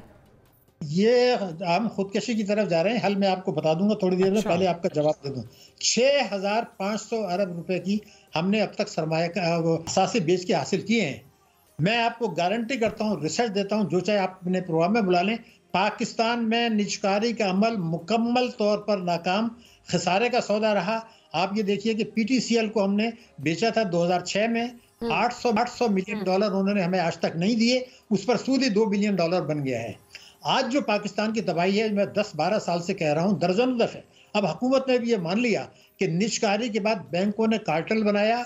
उन्होंने तिजारती बैंकों ने, जो दुनिया में कहीं नहीं होता, मैंने दुनिया भर में बैंकिंग की है टॉप पोजीशंस पर, पाकिस्तान में भी किया है, यूरोप में भी किया है, कहीं ऐसा नहीं होता कि तिजारती बैंक 26,000 अरब रुपए की सरमायाकारी करें, यानी हुकूमत को कर्जे दें, और 12,000 अरब के कर्जे दें तिजारत, सनात, ज़राअत के लिए। कोई तिजारती बैंक से, लेकिन उनके पास ये पैसे थे नहीं, तो स्टेट बैंक ने बैंकों को पैसा दिया कम शरह सूद पर, उन्होंने महंगी शरह सूद पर हुकूमत को दे दिया। इसका नाम रखा है रिपो, और जो है रिवर्स रिपो और ओपन मार्केट ऑपरेशंस। तिजारती बैंक पाकिस्तान में भी 2008 तक हमेशा जो आपकी सरमायाकारी होती थी उसका हजम बहुत कम होता था, कर्जों का ज़्यादा होता था। वही काम है, ये उन्होंने कार्टेल बना लिया निजकारी के बाद, और ये उन्होंने शुरू कर दिया। आज भी जो ये खातेदारों को मुनाफा दे रहे हैं, ये आईन Pakistan banking company ordinance 26A4 और 40A की खिलाफ वर्जी करके खुल्लम खुल्ला, स्टेट बैंक भी जिम्मेदारी पूरी नहीं कर रहा, मिनिस्ट्री भी नहीं कर रहा, बैंक्स भी नहीं कर रहे, इस्लामी बैंक्स भी नहीं कर रहे। तो पाकिस्तान में बैंक जो तबाही आई है, अशराफिया की मईशत के अलावा निजकारी भी शामिल है। मैंने आपको बता दिया। मुझे आप ही बताइए, PIA को जब आप 2 हिस्से बना ही रहे हैं, तो फिर जो अच्छा हिस्सा है, आप जो SIFC है, अगर यहाँ कुछ सरमायाकारी ले आए और यहाँ जहाज लीज पर ले लें, तो 24 करोड़ आदमियों का मुल्क है आपका, और उसको लोग ट्रैवल करते हैं, हज उम्रा करते हैं, ओवरसीज पाकिस्तानी करते हैं। सिर्फ एक कानून बनाना है आइंदा के लिए कि फी जहाज इससे ज्यादा एम्प्लॉयमेंट नहीं दी जा सकती, ना बोर्ड को दे सकता है, ना कोई और दे सकता है। ये करें, सरमायाकारी लाएं, और ये काबिल फ़ख्र इदारा होगा। जो मुस्लिम का उसका PMLN के उसमें लिखा था मंशूर में, हम इसको खित्ते का मुनाफे बख्श इदारा बनाएंगे और इसकी निजकारी नहीं की जाएगी। मगर अब ये हुआ कि बेतहाशा कर्जे ले लिए हमने, और आज सूरत हाल ये है, मैं आपको रिकॉर्ड में बता रहा हूँ कि आप IMF से कर्जे ले लें, उसके बाद आलमी बैंक से ले लें, उसके बाद दोस्त ममालिक से ले लें, उसके बाद चीन से ले लें, उसके बाद असासे भेज दें, फिर भी अपने बैरूनी कर्जे हम अदा नहीं कर सकते। तो अब 2 रास्ते निकाले गए हैं। एक, कुछ परेशान कुन सरमायाकारी ले आए, जिसे गवर्नमेंट टू गवर्नमेंट कहते हैं, या रिकोडिक में ले आए, जो आग से खेलना है। एक, असासों को बेच दें। असासे इसलिए नहीं बेचे जा रहे कि अभी तक जितने बेचे हैं उनमें से 90% मुनाफे वाले थे। और आज मैं आपको बता दूं, अगर कराची में आप देखें, नेशनल फाइबर एक बहुत बड़ा सनअती इदारा था निचकारी की, वो उन्होंने बंद कर दिया। उसके बाद एक बलूचिस्तान व्हील था, वो बंद हो गया, उसके प्लॉट बना के बिक गया। बैंकर सिक्योरिटी एक बहुत शानदार इरादा था पाकिस्तान का, वो फ्रॉड हुआ, वो भी बंद हो गया। तो ये तो मुकम्मल नाकाम है, किसको नहीं पता ये चीज़, लेकिन हम परसेप्शन की बुनियाद पर कर रहे हैं। हमें ईस्ट इंडिया कंपनी का दौर वापस लाना है, क्योंकि हमारे वो जो हम कर्जे दे रहे हैं, इसको कहते हैं recolonisation of the state of Pakistan, नई नौबातियती निज़ाम की नई शक्ल में वापसी। अब वो कब्जा नहीं करेंगे, हमारी मईशत पर, हमारे फैसलों पर असरअंदाज हो रहे हैं। अच्छा, आप देखिए, आपने खुद इन्वेस्टमेंट की बात भी की, ज़रा बहुत अहम है कि इन्वेस्टमेंट ज़्यादा से ज़्यादा, तो SIFC इसका बड़ा अच्छा रोल हमें नज़र आ भी रहा है। और ज़ाहिर है ये जिस तरह आपने खुद कहा कि सिर्फ हुकूमत नहीं बल्कि ज़ाहिर तमाम स्टेक होल्डर्स का साथ होना, ज़ाहिर उसमें खासियत तक हमें तमाम स्टेक होल्डर्स नज़र भी आ रहे हैं। तो ये एक बेहतर स्टेप रहा अभी तक रिसेंट टाइम की अगर बात करें? बिल्कुल नहीं। पहले मैं आपको रिकॉर्ड पे एक चीज़ बता दूं, मेरी जिम्मेदारी करेक्शन, ये जून में बना था SIFC, 9 महीने हो गए। स्टेट बैंक की रिपोर्ट के मुताबिक इन 9 महीनों में पाकिस्तान में बैरूनी सरमायाकारी गिरी है। जब से SIFC आए, ये स्टेट बैंक कह रहा, मैं नहीं कह रहा। फिर उन्होंने ये कहा था कि हम स्मगलिंग रोकेंगे और डॉलर की स्मगलिंग रोकेंगे तो रेमिटेंसेस बढ़ जाएगी। अब जो स्टेट बैंक ने आदाद शुमार रिलीज किए हैं SIFC बनने के बाद, पाकिस्तान में रेमिटेंसेस गिरी हैं 9 महीने में पिछले साल की इसी मुद्दत के मुकाबले में। भाई डॉलर की स्मगलिंग तो क्या रोकेंगे। अभी आपने देखा होगा कि अभी तमाम अखबारात में खबरें आई हैं कि ईरान का तेल ट्रकों में आज भी स्मगल हो रहा है। हमारे कई आउटलेट्स पर आज भी ईरान का तेल बिक रहा है। तो एक है परसेप्शन, हम लोग परसेप्शन पर जाते हैं।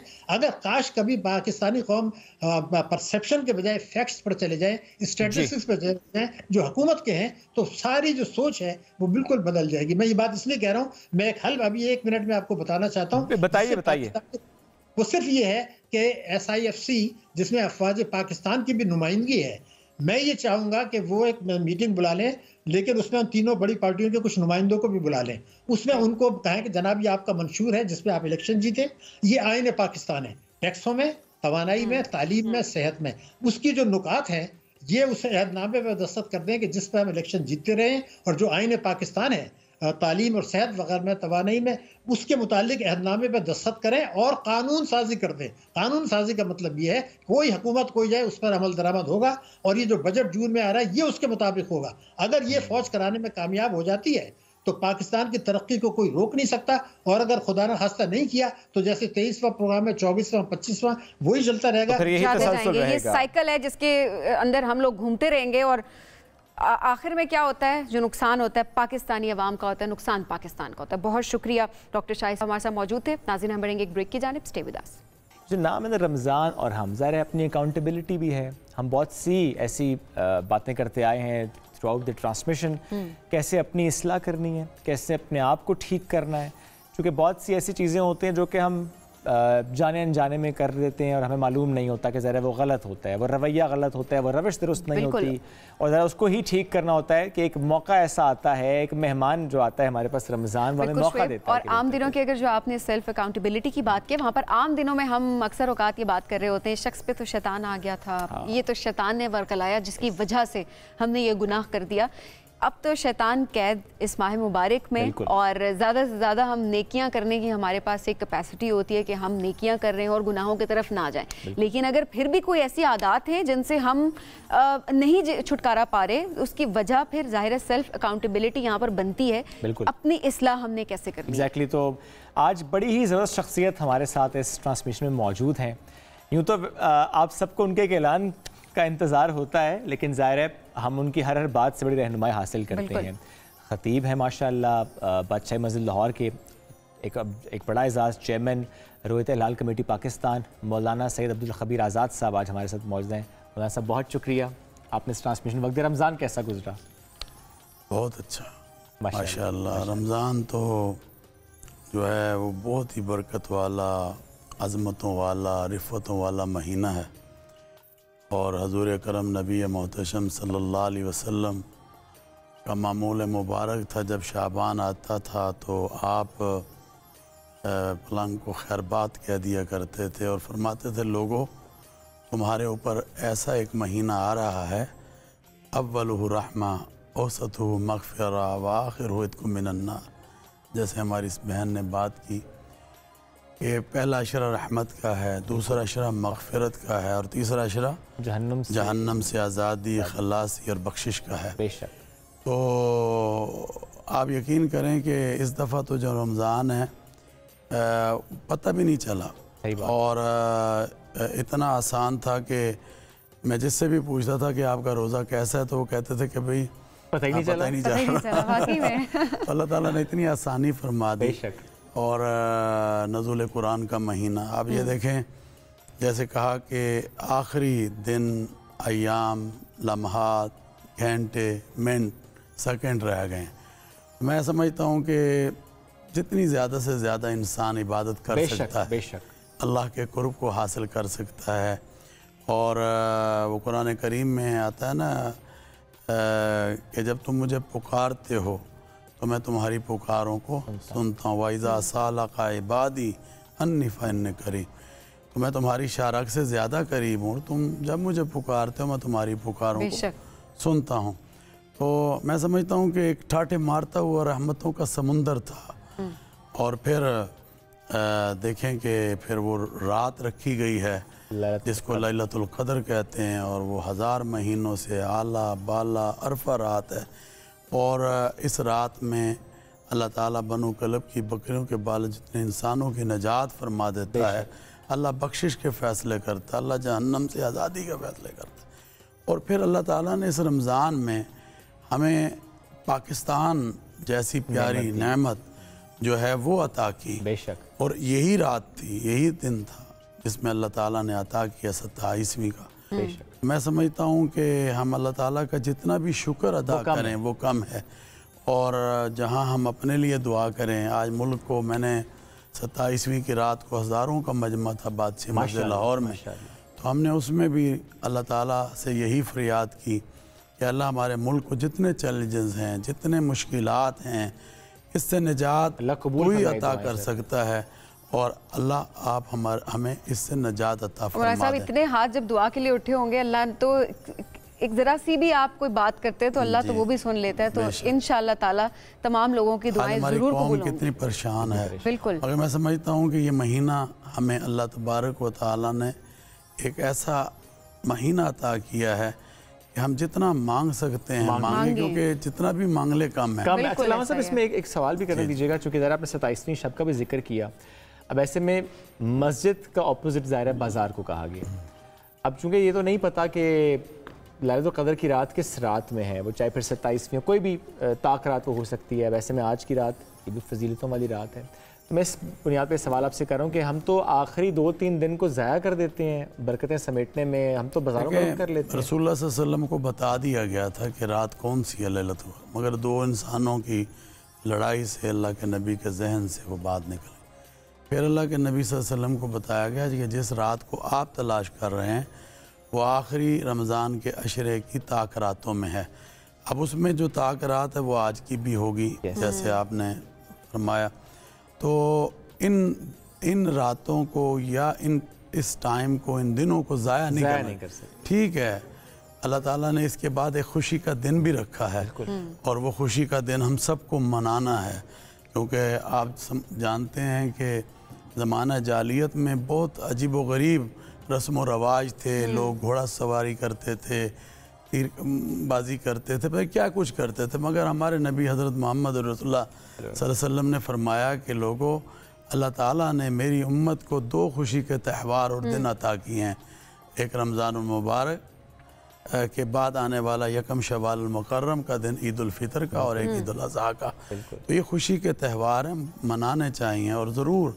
मगर आपकी बात है कि हम ये ना हो कि अपनी इन चीज़ों की वजह से, इन मार्केटों में फिरने की वजह से और हर रोज़ जो है अपने टाइम को ज़ाया करने की वजह से कहीं ये रात ना खो बैठे, कहीं ये लम्हात ना वैसे भी मौलाना साहब बैलेंस क्रिएट करना ज़िंदगी में बहुत ज़्यादा ज़रूरी है, दीन और दुनिया का, कि आप दुनिया के लिए दीन को ना मिस कर दें किसी तरह। अल्लाह ताला कहता है रब्बना आतिना फिद दुनिया हसनतन व फिल आखिरति हसनतन। अच्छा मौलाना साहब, ऐसे में अब बहुत सारी जगहों पे हम इससे पहले भी एक सेगमेंट में बात कर रहे थे कि इत्तेफाक नहीं होता, हमारे मुल्क में अगर देखा जाए, वो हम लीडरशिप की अगर बात कर लें, हम किसी भी पाकिस्तान के हवाले से भी अगर हम बात कर लें, चांद के मामले पे अगर आप बात कर लें, इत्तफाक़े राय नहीं हो पाती है और अवाम ऑब्वियसली वो हुक्मरानों की तरफ, मैनेजमेंट की तरफ वो देखती रह जाती है। ये आज के दौर में 2024 आज भी ऐसा क्यों है? देखिए बात यह है, आज हमें, जैसे मैंने कहा, शुक्र अदा कर, अल्लाह ने हमें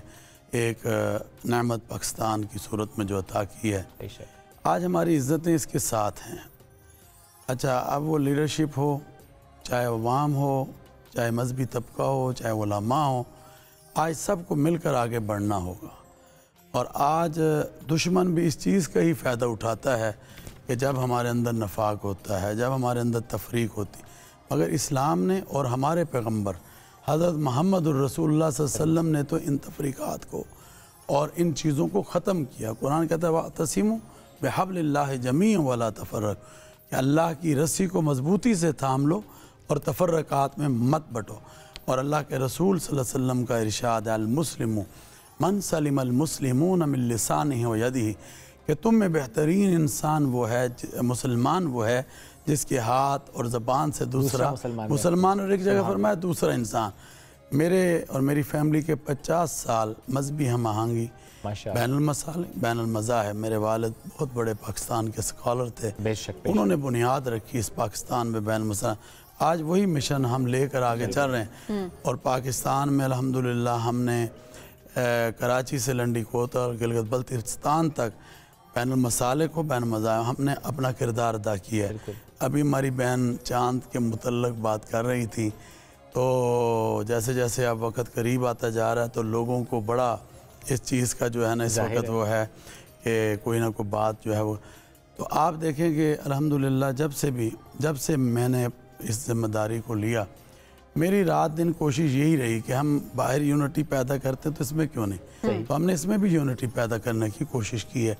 रोहित के हवाले से अल्हम्दुलिल्लाह हमने तमाम पाकिस्तान के उलमा को ऑन बोर्ड लिया है, हमने खैबर पख्तूनख्वा के उलमा को ऑन बोर्ड लिया, हमने बलूचिस्तान के उलमा को ऑन बोर्ड लिया है, हमने पूरे पाकिस्तान के उलमा, और मैं शुक्रगुजार हूँ अल्हम्दुलिल्लाह कि आज वो उलमा हमारे साथ खड़े हैं।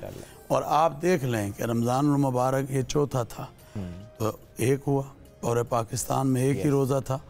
और मैं शुक्रगुजार हूँ सबका इसमें जो जिन लोगों ने भी हमारे साथ ताउन किया, और बिलखुसूस उलमा का, और बिलखुसूस पे खैबर पख्तूनख्वा के उलमा का। तो अब देखें आप कि ये यूनिटी देखें, बात ये है कि अल्लाह के नबी सल्लल्लाहु अलैहि वसल्लम का फरमान है, सोमुल लिरुयती वफ्तिरुल लिरुयती, कि चाँद को देखो रोज़ा रखो, चाँद को देखो रोज़ा रखना बंद।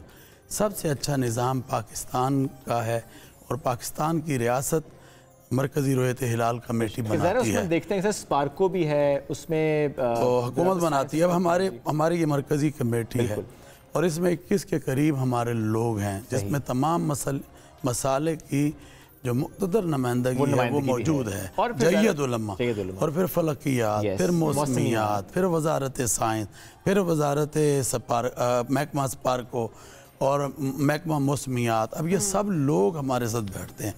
अब लोग कहते हैं मौलाना साहब आप पता नहीं शायद फ़नी ताउन नहीं लेते, तो मैं कहता हूँ आगे देखो तो सही हमारी कमेटी में कौन कौन से हीरे हैं मौजूद।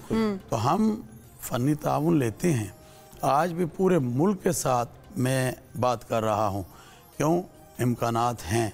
और अगर कल हम बैठते हैं और इम्कानात हैं, और हमें जिस तरह बताया गया है फ़नी माहिरीन ने और लोगों ने, हमने फ़ैसला तो शरीयत शहादत के ऊपर करना है, मगर ज़ाहिर बात है 20 घंटे से ज़ायद बताया गया है, और फिर इसी तरह 50 मिनट वो उफ़क़ के ऊपर रहेगा। फिर इसी तरह उन्होंने बताया कि 10 डिग्री, अब 10 डिग्री जो है उस पर चाँद नज़र आ सकता है। अब हम आपके टेलीविज़न की वसादत से पूरी कौम से ये अपील करते हैं, खुदारा आप चाँद देखने का एहतमाम करें, उलमा भी करें, अवाम भी करें, और हमारे नंबर नेट्स के ऊपर, टेलीविज़न चैनल्स के ऊपर इंशाअल्लाह उल अज़ीज़ ये आ रहे हैं, उन पर हमसे फिर रब्ता करें। और अगर शहादतें मिल जाती हैं और जब मैं गफ़ीर उसको देख लेता है, तो फिर इंशाअल्लाह उल अज़ीज़ अल्लाह न चाह तो कौम तो बैठी है इसी में कि भाई मौलाना साहब ऐलान करें, मौलाना साहब आपके ऐलान और फैसला हो, बल्कि वो लोग कहते हैं कि मौलाना साहब ना पूरा पहले पूरे मेंबरान का तारुफ कराना, शुक्रिया अदा कराना, लंबी तो उम्मीद होती है, अवाम बेसब्री मगर ये है कि अवाम मोहब्बत करती है, अल्लाह उनको जज़ाए खैर दे। आमीन आमीन। मैंने अल्हम्दुलिल्लाह हमेशा देखें इज्तमाइयत में बरकत होती है, बेशक हमने हमेशा इज्तमाइयत को सामने रखा है, कभी ये नहीं किया। और कभी भी लोगों का एक ज़हन होता है, अच्छा है, कल भी एक मैं मजलिस में बैठा था तो कह रहे थे मौलाना साहब बड़ा, मैंने कहा कोई हम पर प्रेशर नहीं होता, कोई बात नहीं होती, हमने फैसला करना है शरीयत को दे, हमने फैसला करना है रोयत और शहादत को देखकर, अगर हमें सही मिल जाती है तो हम उस पर फैसला करें। बड़ी अच्छी बात, बड़ी पॉजिटिव आपने बात की, जिस तरह से आप लोगों ने कमेटी बनाई है, किन किन मेंबरान को आपने शामिल किया है, टेक्निकल चीज़ों को भी आप देख रहे हैं, शरीयत को सबसे ऊपर रखा जा रहा है, और लोगों से भी अपील की जा रही है कि वो भी दिए गए नंबर पे अगर आप देखते हैं और चांद को देखने का एहतमाम करें। सर कल के एहतमाम कंप्लीट है सारा? बिल्कुल अल्हम्दुलिल्लाह, वजारत मजहबी अमूर जो हमारी है उसमें इंशाअल्लाह हमारा ये इजलास होगा, और वजारत मजहबी अमूर और रैयत हलाल कमेटी आपको पता है इकट्ठे मिलकर आगे बढ़ते हैं, और हम इंशाअल्लाह अज़ीज़ कल बाद नमाज असर अपने इजलास को शुरू करेंगे इंशाअल्लाह, और फिर ये सिलसिला जारी और सारी रहेगा। एक चीज़, क्योंकि रमज़ान वाला चांद जो था ना वो था कि भाई ज़्यादा घंटों का था और फौरी नज़र आ गया और फौरी उसका हमने फ़ैसला करके लोगों ने, मगर कभी कई दफ़ा कौम को ये चीज़ आती है कि ये लेट क्यों कर, वो लोग कहते हैं 11 बजे चांद कैसे नजर आया। अब देखें ना, मेरी बात सुने, अभी आप यहाँ तवज्जो करें कि अब बलूचिस्तान का जो आखिरी हमारा जो है जवानी है या ग्वादर है या ये सारे सैली इलाके हैं, अब इसका टाइम यहाँ से ज़्यादा है, ठीक है, अब हमने उस टाइम को देखना है। अच्छा, फिर ऐसी बात है कि हमारे पास वो चीज़ें नहीं हैं जो आज दुनिया के पास हैं, या दुनिया के पास ऐसी टेक्नोलॉजी या ऐसी ऐसी टेलीस्कोप्स और चीज़ें लगी, हमारे पास हैं चंद, मगर उस लेवल की नहीं है, उस लेवल या ज़्यादा उसमें नहीं है, ठीक है, कि हर जगह हो तो हम फ़ौरन।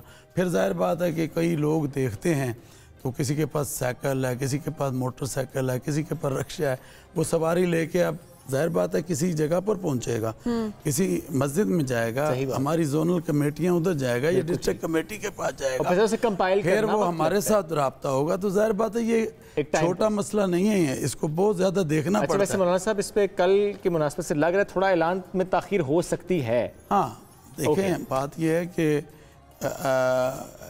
लगता है मुझे कि थोड़ा हम बैठेंगे, हम देखेंगे, ताकि अगर कहीं से भी हमें आ जाती है बात तो इंशाअल्लाह अज़ीज़ फिर शहादतें और उसकी बुनियाद पर शरीकी ऐलान करेंगे। बिल्कुल ठीक है, ज़ाहिर है अभी बेशक वो साइंस की बुनियाद पे जो भी आपके पास इंफॉर्मेशन है आपने शेयर भी की है, वो ठीक है, वो लेकिन ज़रा शहादतों पे आपने ऐलान फैसला तो उस पे होगा ना, बिल्कुल ऐसा ही।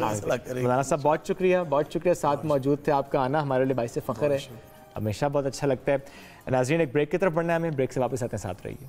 पाकिस्तान रेलवेज़ की बात करते हैं, यूँ तो ज़रा ईद पे खुसूसी ट्रेन चलाई जा रही हैं, 4 ट्रेन हैं, उस पर भी बात करेंगे। और अगर हम फिस्कल ईयर की बात करें तो 9 महीने पाकिस्तान रेलवे के लिए कैसे रहे, कहा जा रहा है कि आमदनी में अच्छा खासा इजाफा हुआ है, 9 माह में 66 अरब रुपए कमाए हैं। इस पर बात कर लेते हैं, DGPR डॉक्टर हसाहिर बुखारी साहब हमें ज्वाइन कर रहे हैं। डॉक्टर साहब बहुत शुक्रिया, आपने वक्त दिया। सबसे पहले मैं आमदनी से मुतालिक ही जानना चाहूँगा आपसे कि ऐसा क्या किया आपने कि आमदनी इतनी अच्छी हो गई है पाकिस्तान रेलवे की, क्योंकि ज़ाहिर इससे पहले बहुत सवाल होते रहे हैं कि खसारा। जी, इसमें जो खुशाइन बात है जी पाकिस्तान रेलवेज़ के लिए, वो उसके ऑपरेशंस को ऑप्टिमाइज करना है। हमने पिछले साल में कि काफ़ी फ्लड्स आए हुए थे, तो स्ट्रेटेजाइज तभी किया था रेलवेज़ ने कि हमने ना सिर्फ सहूलियात बेहतर देनी है मुसाफिरों को, बल्कि हमने ट्रेन की पंक्चुअलिटी को बेहतर करना है। इस ज़मन में जी जो भी हमने नई ट्रेन चलाई और यके बाद दीगरे आप देखते गए कि आज की ये जो माली साल है इसमें हमें कंसिस्टेंटली हमने ट्रेन अच्छी चलाई, ठीक है, और टाइम पे चलाई, मुसाफिरों को सहूलियात बेहतर दी, उसकी ये सारा जो नतीजा आया है जी, वो पैसेंजर सेक्टर में हमने काफ़ी हद तक बहुत अच्छी अर्निंग की है, और फ्रेट सेक्टर में 21 अरब का जो हमारा अर्निंग हुई है वो ख़ास तौर पर ये दिखाती है कि ना सिर्फ मुसाफिरों की तरफ हमने तवज्जो दी, बल्कि हमने अपने फ्रेट सेक्टर को भी अप होल्ड किया है जी। इसकी वजह से दोनों का कंबाइंड इफेक्ट आया रेलवेज का, और ये आपके सामने आज एक रिकॉर्ड अर्निंग आ गई है जी रेलवेज की। अच्छा डॉक्टर हसन, ये भी बताइएगा कि कितना मुश्किल था ये करना जो भी आपने किया है, क्योंकि माजी में बड़े अरसे तक हम देखते रहे, सोचते रहे कि ये चीज हो जाए, ये काम हो जाए और उसके बाद जो है पाकिस्तान रेलवे खसारे में ना जाए। अब तारीखी आमदनी हुई है सादे तौर पे, हाँ। ट्रेन टाइम पे कैसे पहुंच गई, टाइम पे कैसे पहुंच गई, ये कितना मुश्किल था करना आपके लिए? जी नहीं, मुश्किल नहीं, मैं समझता हूँ जी जो लीडरशिप थी रेलवेज की उसको ज्यादातर जो क्रेडिट है वो लीडरशिप को जाता है, और नीचे जो टीम्स बनी है और खासतौर पे जो टीम वर्क नजर आया है, नीचे तक के जो वर्कर है रेलवेज का, उनकी जो थोड़े बहुत मसाइल थे उनको देखा गया है नीचे तक। तो हमारे वर्कर से ही काम शुरू होता है और जो पहिया चलता है वो नीचे की सतह पे जो लोग हैं अगर वो कंफर्टेबल होते हैं वो अपना काम सर अंजाम देते हैं। तो तमाम ट्रेन ऑपरेशंस के साथ जो मुतालिक स्टाफ था उसके तमाम मसाइल को देखा गया। आपने अभी थोड़ा अर्सा पहले ही देखा होगा कि हमारे सीईओ साहब ने जो छोटी मोटी गलतियां स्टाफ से हो जाती है या थोड़ी बहुत उनको सजाएं मिली होती है वो तमाम माफ कर दी। तो ये ऐसे इकदाम जो है वो लोगों को बहुत ही मोटिवेशन देते हैं कि वो अपना काम करते हैं। ओनरशिप आती है लोगों की, और ओन जब करेगा हर शख्स, उसको फैसिलिटेट किया जा रहा है, उसको वो सेफ एनवायरनमेंट प्रोवाइड किया जा रहा है, तो जाहिर है उससे तो फायदा कंपनी को ही होता है। तो ये एक बड़ी आपने जबरदस्त बात की कि ये स्ट्रैटेजी सबको अपनाने की बहुत जरूरत है। अच्छा, अब ईद पर किन किन शहरों में ट्रेन चलाने के इंतजाम हो चुके हैं, जो खुसूसी ट्रेन आप लोग चला रहे हैं, इनकी जरा तफसीलात बताइएगा। जी कल हमारी 2 ट्रेन 7 तारीख को जो चली थी वो तो अपने टाइम पे आ गई। कुछ कस्टम्स के चेकिंग थी वहां पे रात को जैकोबाद में, वहां पे कुछ रुकी थी, उसके अदरवाइज ट्रेन्स अपने दोनों ही शेड्यूल के मुताबिक बिल्कुल चली और आ गई जी, पहुंच गई थी। अब आज हमारी एक ट्रेन चल रही है जी रात को, और इंशाल्लाह 18 तारीख को एक चलेगी ईद स्पेशल। आज कराची से चलेगी लाहौर की तरफ और फिर लाहौर से कराची की तरफ आखिरी ट्रेन हमारी 18 तारीख को शेड्यूल्ड है। तो नॉर्मल ट्रेन में तो हमारा रश है, ये हमने स्पेशल ट्रेन इसलिए चलाई कि मुसाफिरों को एडिशनली हम कंफर्ट दे सके, उनको ताकि आप फैसिलिटेट कर सके, जो कि ज्यादा लोग चाहते हैं कि ट्रेन के थ्रू पहुंच सके अपने में ईद मनाने के लिए। बहुत शुक्रिया, सब साथ मौजूद थे डायरेक्टर जनरल पाकिस्तान रेलवे। नाज़रीन ब्रेक की तरफ बढ़ना है, वापस आते हैं, साथ रहिए। क़ससुल अंबिया और उसके सिलसिले में आज हम बात करेंगे आखिरी नबी हज़रत मोहम्मद मुस्तफ़ा सल्लल्लाहु अलैहि वसल्लम। और आज और कल की नशिस्त में हमने डिवाइड इस तरीके से की है कि एक हम नबूवत से पहले का दौर डिस्कस करेंगे और कल फिर इंशाल्लाह हम नबूवत के बाद का दौर डिस्कस करेंगे।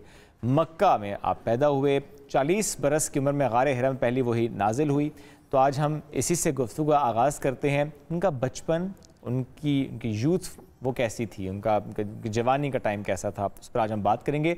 कुछ ज़रा कहानियाँ हम बच्चों को भी पढ़ाते हैं, बिल्कुल, बहुत सारी उनकी सिफात हैं ऑब्वियसली, और ऐसे कौन से वाक़यात हैं जो हम अपने बच्चों को बता भी रहे होते हैं। इनफैक्ट हम खुद बहुत ज़्यादा चीज़ें उनसे सीख रहे होते हैं। और जैसा कि जाहिर है 40 बरस आपकी उम्र थी तब वही नाज़िल। और फिर सदीन, अगर हम इनके नाम का जिक्र करें, एक तो बहुत ही मीठा, बहुत ही प्यारा, सबसे ही प्यारा नाम मोहम्मद। 4 जगह पे कुरान मजीद में मोहम्मद नाम आया और एक जगह अहमद भी आया। बिल्कुल। स्कॉलर डॉक्टर खुर्रम इलाही साथ मौजूद हैं। डॉक्टर साहब अस्सलाम वालेकुम। वालेकुम अस्सलाम। कैसे हैं आप? बिल्कुल ठीक। अच्छा, एक तो बड़ा शुक्रिया थ्रू आउट ट्रांसमिशन देखें आज हम अल्हम्दुलिल्लाह यहाँ पहुँचे कि हम आखिरी नबी से मुताल्लिक़ गुफ्तगू का आगाज़ कर रहे हैं। तो बचपन से आगाज़ करते हैं, वो हालात जिनमें आपकी पैदाइश हुई, इससे आगाज़ करते हैं। माइकल हार्ट अपनी किताब दी 100 में कहता है कि तारीख़ में अगर उन 100 लोगों के नाम चुने जाएं जिन्होंने तारीख़ का धारा मुकम्मल बदला, और उसमें फिर एक वो नाम चुना जाए जिसके जो ना होते तो तारीख़ ऐसी ना होती, तो यकीनन मुझे मोहम्मद मुस्तफ़ा सल्लल्लाहु अलैहि वसल्लम के अलावा किसी और नाम की तरफ तवज्जो नहीं जा रही। आप देखें कि अरब और उस ज़माने का अरब जिसमें कोई सहूलत नहीं है, लोग बच्चियों को दफना रहे हैं। हत्ता कि एक आदमी ने जब बाद में इस्लाम कबूल किया तो वो आपको उन मकामात पर लेके गया कि मैंने पहली बेटी यहाँ दफनाई, दूसरी यहाँ, और ख़ुद वो अपने पूरे ज़ोर में था और रसूल करीम पास खड़े रो रहे थे, वो वाला अरब। और काबा जो है वो बुतों से भरा हुआ है, लात मनात ईज़ा की परस्तिश हो रही है, और अरब वाले अपने वही क्लैंस में बटे हुए हैं कि मेरे बाप दादा ने जो कह दिया वही सब कुछ आ। उस ज़माने में जिसमें अरब बिल्कुल डूबा हुआ है एक डार्क एज के अंदर। और हमने इससे पहले जो बहुत अहम बात बार बार हम अपने सामने नाज़रीन जो रेगुलर हैं वो देखते रहे कि कसरत के साथ अंबिया जो हैं वो बनी इसराइल पर आए, इसराइल वालों पर आए। अब एक ही शख्सियत आएंगे और पूरी की पूरी दुनिया को अपना दीवाना बना लेंगे। और जो मैसेज है वो या बनी इसराइल से ज़्यादा जो है या लजीना की तरफ होता जा रहा है, लोगों की तरफ होता जा रहा है। वो जो अल्लाह ताला का पैगाम जो कि इंसानों की जहनी इर्तिका और इंसानों के समाजी इर्तिका के साथ मोर यूनिवर्सल हो रहा है, उसके लिए जिस शख्सियत को चुना गया उनका नाम आकाए दो जहाँ सरकार दो आलम सल्लल्लाहु अलैहि वसल्लम है। आपकी जिस साल पैदाइश होती है इसी साल जो सूरह फील वाला वाक़या है वो उसी साल का वाक़या है जिसमें वो हाथी लेके चढ़ दौड़ते हैं और अल्लाह ताला अपने घर को दिफा करते हैं अबाबीलों से।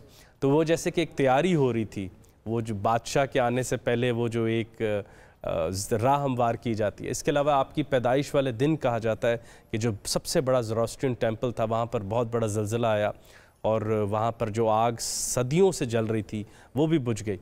तो कहा जाता है कि जब रसूल करीम की पैदाइश हुई तो जो लोग ओकल्ट और इन तरह की चीज़ों से जुड़े हुए थे, जो किसी का इंतज़ार कर रहे थे, उनको एक क्लू मिल गया था। ये जो आपने बात की आग वाली, ये एग्जैक्टली कहाँ पे? ये ज़ोरास्ट्रियन जो फारिस में जो सबसे बड़ा उनका टेंपल था, उसमें उनको मालूम था कि जब ऐसा कुछ होगा तो वो किस चीज़ की उनको उस तरह मालूम नहीं था। अच्छा, ये अभी हम जब रसूल का 12 साल का वाक़या करेंगे तो उसमें आएगा। तो रसूल करीम के वालिद का नाम अब्दुल्ला, आपके दादा ने फिर क्योंकि आपके वालिद तो फ़ौरन ही चले गए तो आपके दादा अब्दुल मुत्तलिब ने फिर आपका ख्याल रखा। आप अपने दादा के बहुत ही लाडले भी थे, अपनी अम्मा के भी बहुत लाडले थे। आपकी वालदा का नाम आमना था।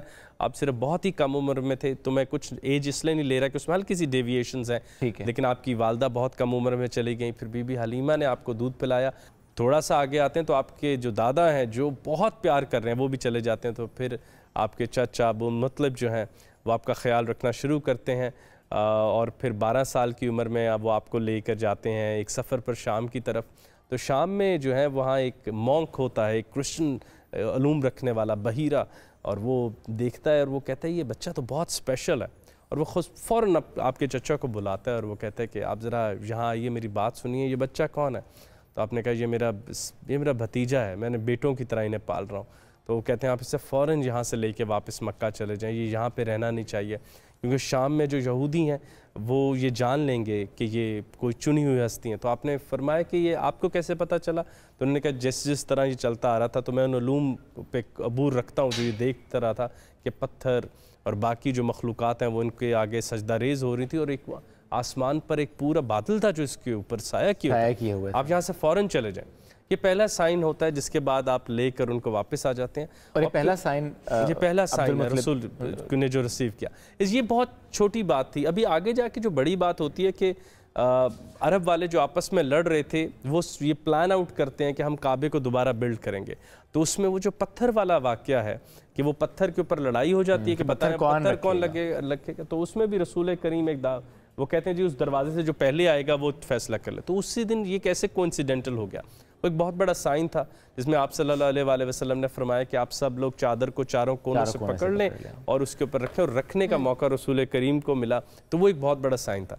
तो इसी तरह आपका जब ज़िंदगी का रसूल करीम सल्लल्लाहु अलैहि वसल्लम की ज़िंदगी का सिलसिला आगे बढ़ता है तो आप सल्लल्लाहु अलैहि वसल्लम दोबारा शाम की तरफ जाते हैं। इस दफ़ा जब आप जाते हैं तो फिर एक आप दरख्त के नीचे बैठते हैं। तो उस दरख्त के नीचे वाला वाक़या भी आपके होगा कि उस दरख्त को हम सहाबी दरख्त कहते हैं। तो दोबारा वहाँ एक और राहिब था, उसने कहा कि ये जो शख्सियत है ये कोई आम शख्सियत नहीं है, और ये जो दरख्त है ये सिर्फ उन्हीं पर छाँव कर सकता था जो नबी होते, और ये उसके अलावा किसी पर भी ये छाँव नहीं कर सकता था। तो इस तरह के कई वाक़यात रसूल करीम के बचपन में जुड़े हुए थे, निशानियों वाले। फिर रसूल करीम सल्लल्लाहु अलैहि वसल्लम आखिरकार जब बड़े हो रहे हैं और बड़े होते जा रहे हैं तो आप 25 साल की उम्र में आपको बीबी खदीजा से शादी का मौका मिलता है। ये आपकी सबसे अजीज़ ज़ौजा हैं और जब तक वो ज़िंदा रहीं आपने कोई शादी और ना की, और वो बहुत मालदार ख़ातून थी। उन्होंने आपकी शख्सियत में एक नई वुसअत ऐड की कि आपको वो जो मुआशी फ़िक्र है वो सब दूर हो गई, और उनसे आपसे शादी की वजह भी यही बनी कि उन्होंने देखा कि इतने काबिल एतबार शख्सियत हैं कि जो खादिम साथ गया उसने आकर बताया कि मैंने इतना नेक, इतना सादिक और अमीन आदमी नहीं देखा होगा। इसके अलावा जो आपका ये लक़ब सादिक और अमीन है, जैसे मैंने पहले बताया, वो लीग ऑफ वर्चुअस पीपल जिसमें रसूल शामिल थे, वो पहले ही तय हो गया था। यहाँ बहुत आम बात है कि सादिक और अमीन इस बात पर थे कि जितना सुनते थे उतना ही आगे कह देते थे, जितना तुम दोगे मैं उतना वापस कर दूँगा। वो अपनी तरफ से अशिया शामिल नहीं करते थे। यहाँ एक और बात बहुत आम हो जाए, वह रसूल करीम का एक नाम उम्मी है, जिसको अमूमन लोग इस तरह कर लेते हैं, ना अनपढ़ कह देते हैं, नाउज़ुबिल्लाह मिन ज़ालिक। वो होते हैं ना पढ़ा हुआ। आप देखें कि जब भी मुझ जैसा कोई आदमी गुफ्तगू करता है तो साथ ही आप उसको क्रेडिट देते हैं, ये उसने उस किताब में पढ़ा था, ये फ़लाँ शख्सियत से मिला, ये so is not that genius, लेकिन इसने उससे पढ़ा। रसूल करीम की शख्सियत को ने को दुनिया में किसी ने नहीं पढ़ाया था, ताकि जब आप कलाम वही लोगों के सामने रखें तो वो ये क्रेडिट किसी और को ना दे सकें, किताब को, ये किताब को ना, जो कि बाद में बहुत बात हुई कि ये तो अंजील की बात है, ये तो तौरा की बात है। आपकी शख्सियत इतनी प्योरीफाइड रखी गई कि वो बाद में वो कोई क्रेडिट ना दिया जा सके। उस इफादियत में आपका नाम उम्मी है कि आपको दुनिया में किसी ने नहीं पढ़ाया। नाउज़ुबिल्लाह, ये अनपढ़ के मानों में नहीं है। और उस ज़माने में वैसे भी कौन सी अकेडमीज़ और स्कूल जो सर्टिफिकेशन थे जिसके बाद लोगों को क्रेडिट मिलता था। तो ये एक बहुत अहम बात है। और उसके बाद ये है कि आप आहिस्ता आहिस्ता आप अपनी ज़िंदगी का जब सफ़र सामने करते हैं तो 40 साल की उम्र में आखिरकार जाके आपके ऊपर वो दरवाज़ा खुलता है और आप गारे हिरा की तरफ सफ़र करते हैं और वहाँ जाके कुछ दिन बताते हैं, गौर व फ़िक्र करते हैं, आप अपने अल्लाह को याद कर रहे हैं कि कौन है वो खालिक जो इस पूरी कायनात को चला रहा है। और आपके ऊपर पहली वही होती है और उस पहली वही को सुनने के बाद आप फ़ौरन नीचे आते हैं और आके अपनी ज़ौजा को ये खुशखबरी सुनाते हैं और वो फ़ौरन से पहले आपके ऊपर ईमान ले आती हैं और कहती हैं यकीनन मैं आपके साथ रहती हूँ। ये कैसे मुमकिन है? ये बहुत मौज़ाती बात है कि कोई आपके साथ रहने वाला आपके ऊपर इतनी जल्दी ईमान ले आए कि मैं ऊपर तो जो गया था वो मोहम्मद था, लेकिन जो नीचे आए वो मोहम्मद रसूल अल्लाह हूँ। अब मैं वो आदमी नहीं हूँ, मुझे एक बहुत बड़ी ज़िम्मेदारी दे दी गई है। रसूल करीम की इस बात के बाद हज़रत ख़दीजा फ़ौरन वर्का बिन नौफल के पास जाते हैं जो काफ़ी बुज़ुर्ग हो चुके थे और उनकी बीनाई भी जा चुकी थी और वो क्रिश्चियनिटी के ऊपर बहुत ज़्यादा अलूम रखते थे और जो पहले के मज़ाहिब गुज़र चुके हैं। तो जब उनको बीबी ख़दीजा ने बताया कि मोहम्मद मुस्तफ़ा सल्लल्लाहु अलैहि वसल्लम कुछ दिनों से गारे हिरा पे थे और वहाँ पे उन्होंने इस तरह किसी और फ़रिश्ते को देखा है जिसका नाम ये जिब्राइल बता रहे हैं और उन्होंने उनको ये कुछ आयात सुनाई हैं, तो जब उसको ये बात बताएगी तो उसने कहा मुक़द्दस मुक़द्दस मुक़द्दस, यकीनन ये पैगंबर हैं और ये चुने गए हैं। इनके ऊपर वही गुफ्तगू हो रही है जो किसी ज़माने में जिस तरह मूसा को ऊपर बुला के तौरा दी गई थी, जिस तरह ईसा से बात की गई थी, ये वाली गुफ्तगू वही है। रसूल करीम सल्लल्लाहु अलैहि वसल्लम वापस आते हैं और आपको ये अंदाज़ा होता है कि अब ये ज़िम्मेदारी पहले घर से शुरू करनी है और सबसे पहले हज़रत अली रज़ी ताला अन्हु भागे भागे आते हैं और वो कहते हैं कि मैं ईमान लाता हूँ। वो हर बात जो आप कहते हैं, थोड़ी अरसे में हज़रत अबू बकर सिद्दीक़ रज़ी ताला अन्हु भी शामिल हो जाते हैं और अब असल जो चैलेंज है वो शुरू होने वाला होता है और वो है कि आपने अरब के उन लोगों को उस अनदेखे खुदा की तरफ बुलाना है जिनको इंतहाई बुत परस्ती की आदत डली हुई है, जो अपने क्लैंस और ट्राइब्स में बटे हुए हैं और अपनी ट्राइबल शनाख्त को बहुत सीरियस लेते हैं। और रसूल करीम सबसे पहला वाक़या यही करते हैं कि आप एक पहाड़ की चोटी पर चढ़ जाते हैं और आप वहाँ जाकर आवाज़ लगाते हैं और कहते हैं कि तमाम अरब वालों में तुम्हें दावत देता हूँ, इकट्ठे हो जाओ। अब वो सब इकट्ठे हो जाते हैं तो वहाँ पर आप कहते हैं कि अगर मैं कहूँ कि इस चोटी के पीछे से कोई बहुत बड़ा लोग तुम्हें मारने आ रहे हैं, मान लोगे? सब लोग कहते हैं कि यकीनन आप सादिक और अमीन और हमने आपसे ज़्यादा सच्चा अरब में कोई नहीं देखा। तो रसूल फरमाते हैं बस जान लो वैसे ही एक खुदा है जिसको मैं देख बैठा हूँ, जिसकी मैं बात सुन बैठा हूँ, उस पर ईमान ले आओ, ये बुत हमें कुछ नहीं दे सकते। ये बहुत बड़ी लाइन थी अरब कल्चर के लिए कि वहाँ पर वो एक कोहराम मच गया, जैसे अभी बात हो रही थी कि क़यामत आ गई कि there is someone claiming to be a god. तो ये बहुत ही हैरानी की बात थी। उस इलाके के जितने हनीफ थे, यानी कि जो लोग मोनोथीस्ट थे, वो तो जल्द अज जल्द रसूल अल्लाह से मिलना चाहते थे। और जैसे कि हम अपने पिछले किस्तों में मुकम्मल कर चुके हैं कि उन्होंने बात की कि हर ने पूछा कि आप जाके पूछें ज़ुल्करनैन का, किसी ने जाके पूछें याजूज माजूज का, तो वो लोग फ़ौरन वो सवालात भेजने लगे कि अगर ये पैगंबर हैं तो ये बता पाएंगे कि कौन। और ऐसे रसूल जब शाम के रास्ते में जाते थे तो कोई बंदा रोकता था तो उससे कहते, और वो पूछता था आप कहाँ से हैं, तो रसूल उससे पूछते तुम कहाँ से आए हो? वो कहता था मैं फ़लाने ट्राइब से हूँ। तो आप फरमाते थे आपको पता है तुम्हारे लीनेज में यूनस आए थे, तुम्हारी वाले लीनेज में फ़लाने पैगंबर आए थे। तो वो बहुत मुतासिर कुन बात थी। लेकिन अरब वालों ने फिर रसूल करीम का ये दावत कबूल ना की और जो एक पैगंबर का टेस्ट होता है वो टेस्ट शुरू होने वाला था। आप जहाँ जाते आपके ऊपर कूड़ा फेंका जाता, आप इबादत के लिए खड़े हो रहे हैं तो आपके ऊपर जानवरों की गलाजत फेंकी जा रही है। और हत्ता कि एक दफ़ा एक कपड़ा डाल के एक आदमी इतने ज़ोर से खींचने की कोशिश की कि हज़रत अबू बकर सिद्दीक़ रज़ी अल्लाह अन्हु ने आके कहा कि मोहम्मद मुस्तफ़ा तुम सबको क्या कहते हैं? इसी में वो मशहूर वाक़या आता है कि वो जो बुढ़िया जो आपके ऊपर कूड़ा फेंकती थी और आप किसी भी दिन अपना रास्ता तब्दील नहीं कर रहे, क्योंकि उस औरत का दिल बदलना ज़्यादा अहम था। रास्ता बदलने तो हमारी स्ट्रेटजी होती है, नबियों के रास्ते तो और होते हैं। तो आप आखिरकार उसकी मदद करते हैं, घर में जाते हैं। अब वो सारी बातें छोटी छोटी निकल के जा रही हैं। आखिरकार अरब वाले ये सोचते हैं कि अब ये जो मोहम्मद मुस्तफ़ा का एक वो चार्म है ये तो नहीं कम हो रहा, तो वो फिर आहिस्ता आहिस्ता आपकी तरफ वफ्त भेजना शुरू करते हैं और उसमें वो आपको वही 3 ऑफ़र्स देते हैं जो हमेशा दी गई थी कि बताएं आपको सल्तनत चाहिए, हुक्मरानी चाहिए, पैसा चाहिए, या बताएं किस खातून से आप शादी करना चाहते हैं। रसूल करीम ये सारी बातें उनकी सुन के उनको वापस भेज देते हैं। तो यही पैगाम आपके चचा को दिया जाता है। तो आपके चचा ये पैगाम सुनते हैं और रसूल करीम सल्लल्लाहु अलैहि वसल्लम के पास आते हैं और कहते हैं मोहम्मद मुस्तफ़ा मेरी जान तुम पर कुर्बान, लेकिन अब मेरी इन टांगों में मैं बूढ़ा हो रहा हूँ और मुझे लगता है तुम्हें बहुत तंग करेंगे। तो वहाँ रसूल करीम फरमाते हैं चचा जान जी मेरे दाएं हाथ पे सूरज और चाँद, बाएं पे चाँद भी रखते हैं, तब भी अब मैं सौदा कभी नहीं इनसे करूँगा।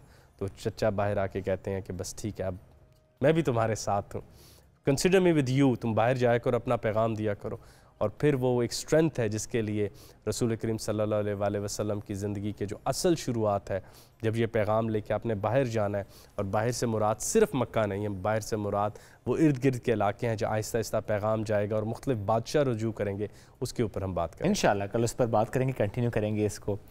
हर लफ्ज़ की तासीर ऐसी कि खो जाते हैं उसमें। ज़ाहिर है मोहम्मद मुस्तफ़ा सल्लल्लाहु अलैहि वसल्लम, उनकी ज़ात पर भी बात हो रही है, उन हालात जब जिक्र हो रहा होता है तो फिर तो वैसे ही आप किसी और चीज़ पे आप फोकस भी नहीं कर पा रहे होते, और बस उन्हीं का नाम है और हम सुनते जाएं। बेशक। खुरम भाई बहुत शुक्रिया, साथ मौजूद थे। नाज़रीन एक ब्रेक की तरफ बढ़ना है, ब्रेक से वापस आते हैं, साथ रहिए।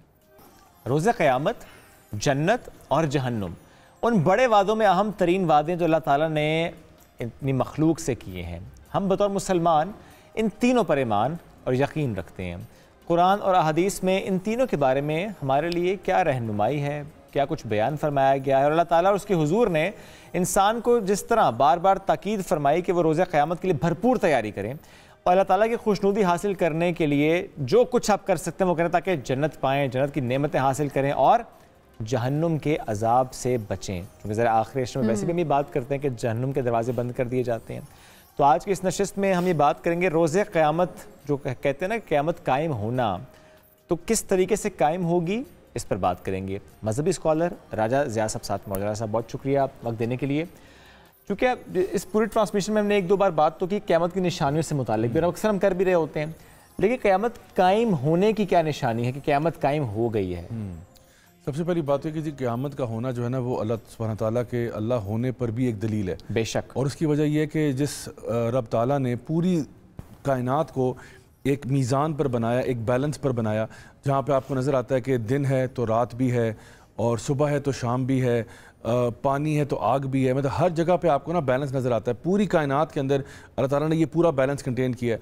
अच्छा, इसी तरह से दुनिया है तो फिर आखिरत भी है, यानी दुनिया अगर इसकी हकीकत होना इस बात की दलील है कि आखिरत भी है। अगर यहाँ पे हम देखते हैं कि हर चीज़ जस्टिस के साथ है, अदल के साथ है, तो जो कुछ भी हम लोग यहाँ पे देखते हैं कि जी हम कहते हैं जी पहाड़ों का भी एक मकसद है, आसमान का एक मकसद है, चरिंद परिंद हैवानात का मकसद है, तो मेरा और आपका भी कोई मकसद होगा। तो हम लोग जो दुनिया में ज़िंदगी गुजार रहे हैं, कई ऐसे लोग होंगे आपको नज़र आएगा कि बहुत ज़्यादतियाँ जुल्म सितम करके मर गए, लेकिन कोई हिसाब किताब नहीं। तो इसका मतलब है अगर दुनिया में नहीं हुआ तो फिर एक ऐसी जगह आएगी, एक ऐसा वक्त आएगा जब आपको हिसाब देना होगा।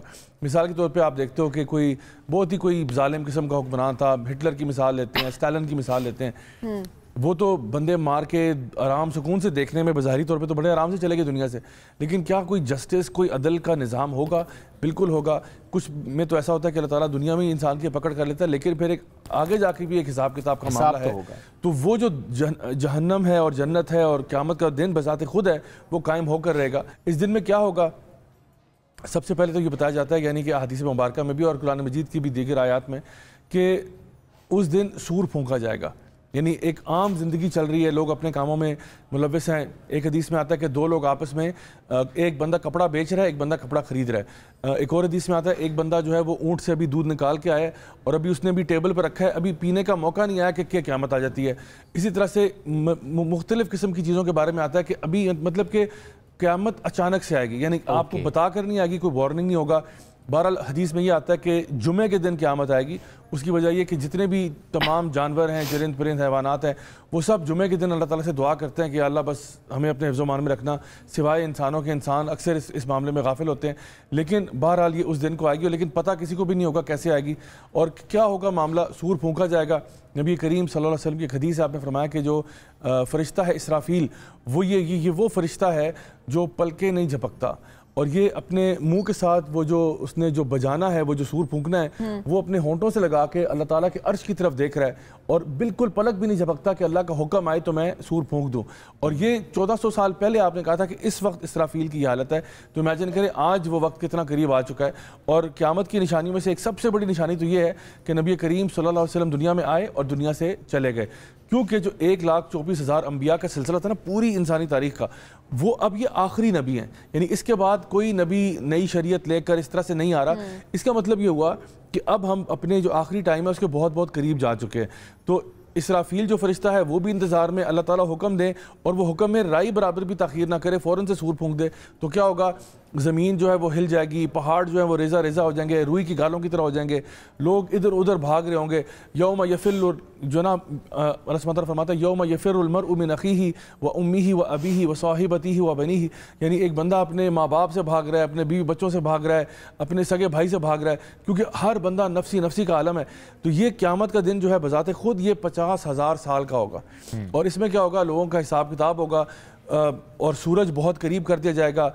कुछ लोग होंगे जो अल्लाह ताला के अर्श के साए तले होंगे, उनके बारे में बताया गया कि जी वो लोग जो कि नेक लोग हुआ करते थे, अल्लाह ताला के यानी दीन के फरमाबरदार लोग थे, वो अल्लाह ताला के अर्श के साए तले होंगे। उनके लिए ये टाइम ऐसे गुजरेगा जैसे असर और मगरब के बीच का टाइम गुजरता है, यानी बहुत जल्दी गुजर जाएगा। लेकिन बाकियों के लिए ये 50,000 साल का दिन होगा और इंतहाई शिद्दत वाला दिन होगा, इंतहाई नफसा नफसी का आलम होगा। हत्ता कि अल्लाह ताला के अंबिया जो हैं वो भी यही कह रहे होंगे नफसी नफसी, लोग उनके पास जाएंगे बारी बारी पूछने के लिए कि जी आप हमारी शिफात कर दें। फिर आखिर जो है वो नबी करीम सल्लल्लाहु अलैहि वसल्लम के पास लोग जाएंगे और फिर आप सल्लल्लाहु अलैहि वसल्लम दुआ करेंगे और फिर अल्लाह सुब्हान ताला उनको एक मकाम पर कहेंगे कि अब अपना सर उठा लीजिए और फिर अब आप दुआ कीजिए। तो कहने का मकसद ये है कि ये कोई छोटा दिन नहीं। अल्लाह सुब्हान ताला ने सूरह अन-नबा में भी कहा कि अम्मा यतसाअलून अनिन नबाइल अज़ीम, यानी ये आपसे किस चीज़ के बारे में पूछते हैं। अनिन नबाइल अज़ीम, ये बहुत बड़ी खबर जो है इसके बारे में आपसे पूछते हैं। अल्लज़ी हुम फ़ीही मुख्तलिफ़ून, जिसके बारे में खुद ये इख्तिलाफ़ करते हैं, लेकिन अल्लाह तो इख्तिलाफ़ नहीं करता। अल्लाह तो वाज़ेह तौर पर आपको बता रहा है कि उस दिन में क्या होना है। और फिर उसके बाद यानी वो जो आता है ना कि फ़मन यअमल मिस्क़ाल ज़र्रतिन खैरन यरा व मन यअमल मिस्क़ाल ज़र्रतिन शर्रन यरा, मैदान हशर में हमने जो ज़रा बराबर खैर का किया होगा वो भी सामने आ जाएगा, ज़रा बराबर जो शर का किया होगा वो भी सामने आ जाएगा। जिन खुशकिस्मत लोगों को उनका नामा माल उनके दाएं हाथ में मिलेगा, वो अभी उन्होंने किताब खोली नहीं होगी, वो कहेंगे हाँ मुक़रा किताबिया, मेरी किताब पढ़ो, देखो मैं पास हो गया, मैं कामयाब हो गया। और जिन बदबख्तों को उनके बाएं हाथ में मिलेगी वो कहेंगे कि भाई हम तो बर्बाद हो गए। मा लिहाज़िल किताब ला युग़ादिरु सग़ीरतन वला कबीरतन इल्ला अहसाहा, कैसी अजीब किताब है कि छोटे से छोटा और बड़े से बड़ा सभी कुछ इसमें लिखा हुआ है। यानी कोई भी चीज़ जो है वो उस दिन पोशीदा नहीं होगी। अब देखें, जिस ज़मीन पर हम बैठते हैं, जहाँ पर हम चलते हैं, ये ज़मीन जो है अपने सीने में कितने राज लेकर बैठी हुई है। कितने लोग वहाँ से गुजरे, कितनों ने अच्छे काम किए, कितनों ने बुरे काम किए, क्या कुछ किसी के साथ जुल्म हुआ, ज़्यादती हुई, ये ज़मीन भी गवाही देगी। ये ज़मीन इस वक्त, ज़मीन भी, दरख्त भी, हर चीज़, बिल्कुल आपके अपने जो बॉडी पार्ट्स हैं ये गवाही देंगे। अल्लाह सुब्हान ताला गवाही देंगे, अल्लाह के रसूल सल्लल्लाहु अलैहि वसल्लम गवाही देंगे, आपके कंधों पर बैठे जो फरिश्ते हैं वो गवाही देंगे। तो समझे कि एक अदालत का मामला होगा, अदालत सजेगी और विटनेसेस होंगे, या तो आपके हक में होंगे या अल्लाह माफ़ करे आपके खिलाफ होंगे। कुरान मजीद खुद एक विटनेस के तौर पे आएगी। कुरान मजीद के बारे में आता है, कुरान मजीद यानी जो लोग तो यानी नबी करीम सल्लल्लाहु अलैहि वसल्लम की हदीस आपने फरमाया, ये कुरान तुम्हारे या तो हक में गवाही देगी या तुम्हारे खिलाफ गवाही देगी। फिर कुरान की कुछ सूरतें हैं, सूरतुल बकरा, सूरह अल इमरान, सूरतुल मुल्क, ये बाकायदा तौर पर आपका केस लड़ेंगी अगर आप इनकी तिलावत करने वाले होंगे। तो ये बाकायदा तौर पर आकर कहेंगे कि या अल्लाह इसको अजाब नहीं देना, इसको सजा नहीं देनी, क्योंकि ये मेरी तिलावत करता था, उस पर अमल करता था, तो इसको आज के लिए आप माफ करें। क्या उस दिन भी बख्शिश हो सकती है? बिल्कुल, देखिए उस दिन तो अगर इंसान माफ़ी मांगे उस दिन, तमाम अमाल अगर बाएं हाथ में नाम है अमाल पकड़ा दिया गया है खुदा न खास्ता, तो फिर क्या होगा, बख्शिश हो सकेगी? देखिए जिसके बाएं हाथ में आ गया ना, समझे उसको रिजल्ट मिल गया। अब रिजल्ट के बाद का मामला जो है ना, मतलब मैं आपको बता देता हूँ किस तरह से बख्शिश का मामला होता है। या तो ये होता है कि इंसान दुनिया में तौबा कर लेता है, ठीक है, या वो तौबा नहीं भी करता तो ज़िंदगी में जो उसकी मुश्किलें आती हैं ना, वो उसके गुनाहों का कफ़ारा बन जाती हैं काफ़ी हद तक। हत्ता क्या आता है कि अगर आपको एक कांटा भी चुभता है, उस कांटे के चुभने से भी कई गुनाह आपके धुल जाते हैं। एक बंदा बीमार होता है, बीमारी में भी हम किसी को मिलने जाते हैं, हम कहते हैं ला बास तहुरुन इंशाअल्लाह, कि परेशान मत हो, ये तुम्हारी तहारत का जरिया बनेगा, इससे तुम्हारे गुनाह झड़ जाएंगे। बल्कि एक बंदा जो बीमारी के आलम में अल्लाह का शुक्र अदा करता है, उसमें भी कहता है अल्हम्दुलिल्लाह अला कुल्ली हाल, वो बीमारी से जब बाहर निकलता है तो ऐसे निकलता है जैसा कि न्यू बॉर्न बेबी है, यानी कोई उसके ऊपर गुनाह नहीं होता। तो एक तो जो है ना आपका मामला गुनाहों की माफ़ी का, बख्शिश का, माफ़ी तलाफ़ी का, वो दुनिया में हो जाता है। अच्छा, फिर एक मामला होता है सकरातुल मौत पे, यानी कुछ लोग वो जो मौत की कैफियत होती है ना, उसमें कई लोगों के गुनाह झड़ जाते हैं। अच्छा, फिर ये होता है कि जब कब्र में इंसान जाता है, कब्र में भी कुछ लोगों को के लिए मामला बड़ा स्मूथ है, कुछ लोगों के लिए उसमें भी पनिशमेंट है, उसमें भी अजाब है। तो कुछ लोगों का कफारा कब्र में हो जाएगा। अच्छा, कुछ का कब्र में भी नहीं होगा, कुछ को जो है ना क़यामत वाला दिन, वो जो 50,000 साल का है, उसमें उनका जो है ना कफारा हो रहा होगा, क्योंकि वहाँ पे भी यानी शिद्दत है उस पर्टिकुलर दिन की, सूरज करीब आया हुआ है, पसीने पसीने, लोग अपने पसीनों में डूब रहे हैं और एक नफ्सा नफ्सी का आलम है। तो कुछ लोगों के लिए वो कफारा बन जाएगा। अच्छा, कुछ के लिए वो भी कफारा नहीं होगा, कुछ के लिए इतने ज़्यादा होंगे। हाँ, उनके गुनाह इतने ज़्यादा हैं वो और इतने शदीद हैं, एक तो उनकी कसरत भी है और फिर उनकी शिद्दत भी है, बहुत ज़्यादा है। तो अब उसके बाद क्या होगा कि उनको फिर अब जहन्नम में डाला जाएगा। जहन्नम में हो सकता है वो साल रहे, 2 साल रहे, 10 साल रहे, 50,000 साल रहे, वो अल्लाह बेहतर जानता है। अपनी सज़ा पूरी करें और फिर वहाँ से बाहर निकलें। और कुछ अल्लाह माफ़ करे, कुछ का मामला ऐसा होगा कि उनके लिए हमेशा के लिए जहन्नम का अज़ाब होगा, वो कभी बाहर नहीं आएंगे। और हो सकता है कि आप ये सोचें कि भाई मिसाल के तौर पे चलें, फ़िरौन की भी मिसाल ले लेते हैं, उसने अल्लाह की नाफरमानी की 80 साल, 90 साल, 100 साल, तो उसको हमेशा के लिए जहन्नम में डाल दिया, हमेशा के लिए। ये कहाँ से अदल हुआ, ये कहाँ से इंसाफ हुआ? तो देखिए, बात दरअसल ये है कि फ़िरौन को तो अल्लाह ने हमारे पे करम कर दिया कि फ़िरौन को अल्लाह ताला ने 80, 90, 100 साल में उठा लिया, वरना अगर फ़िरौन आज भी जिंदा होता ना जी, तो वो अभी भी वही कर रहा था जो पहले कर रहा था, उसने बाज नहीं आना था। सब बहुत शुक्रिया, साथ मौजूद थे। इसी के साथ आज की ट्रांसमिशन से इतना ही, दोबारा मुलाकात कल करेंगे। अल्लाह हाफ़िज़।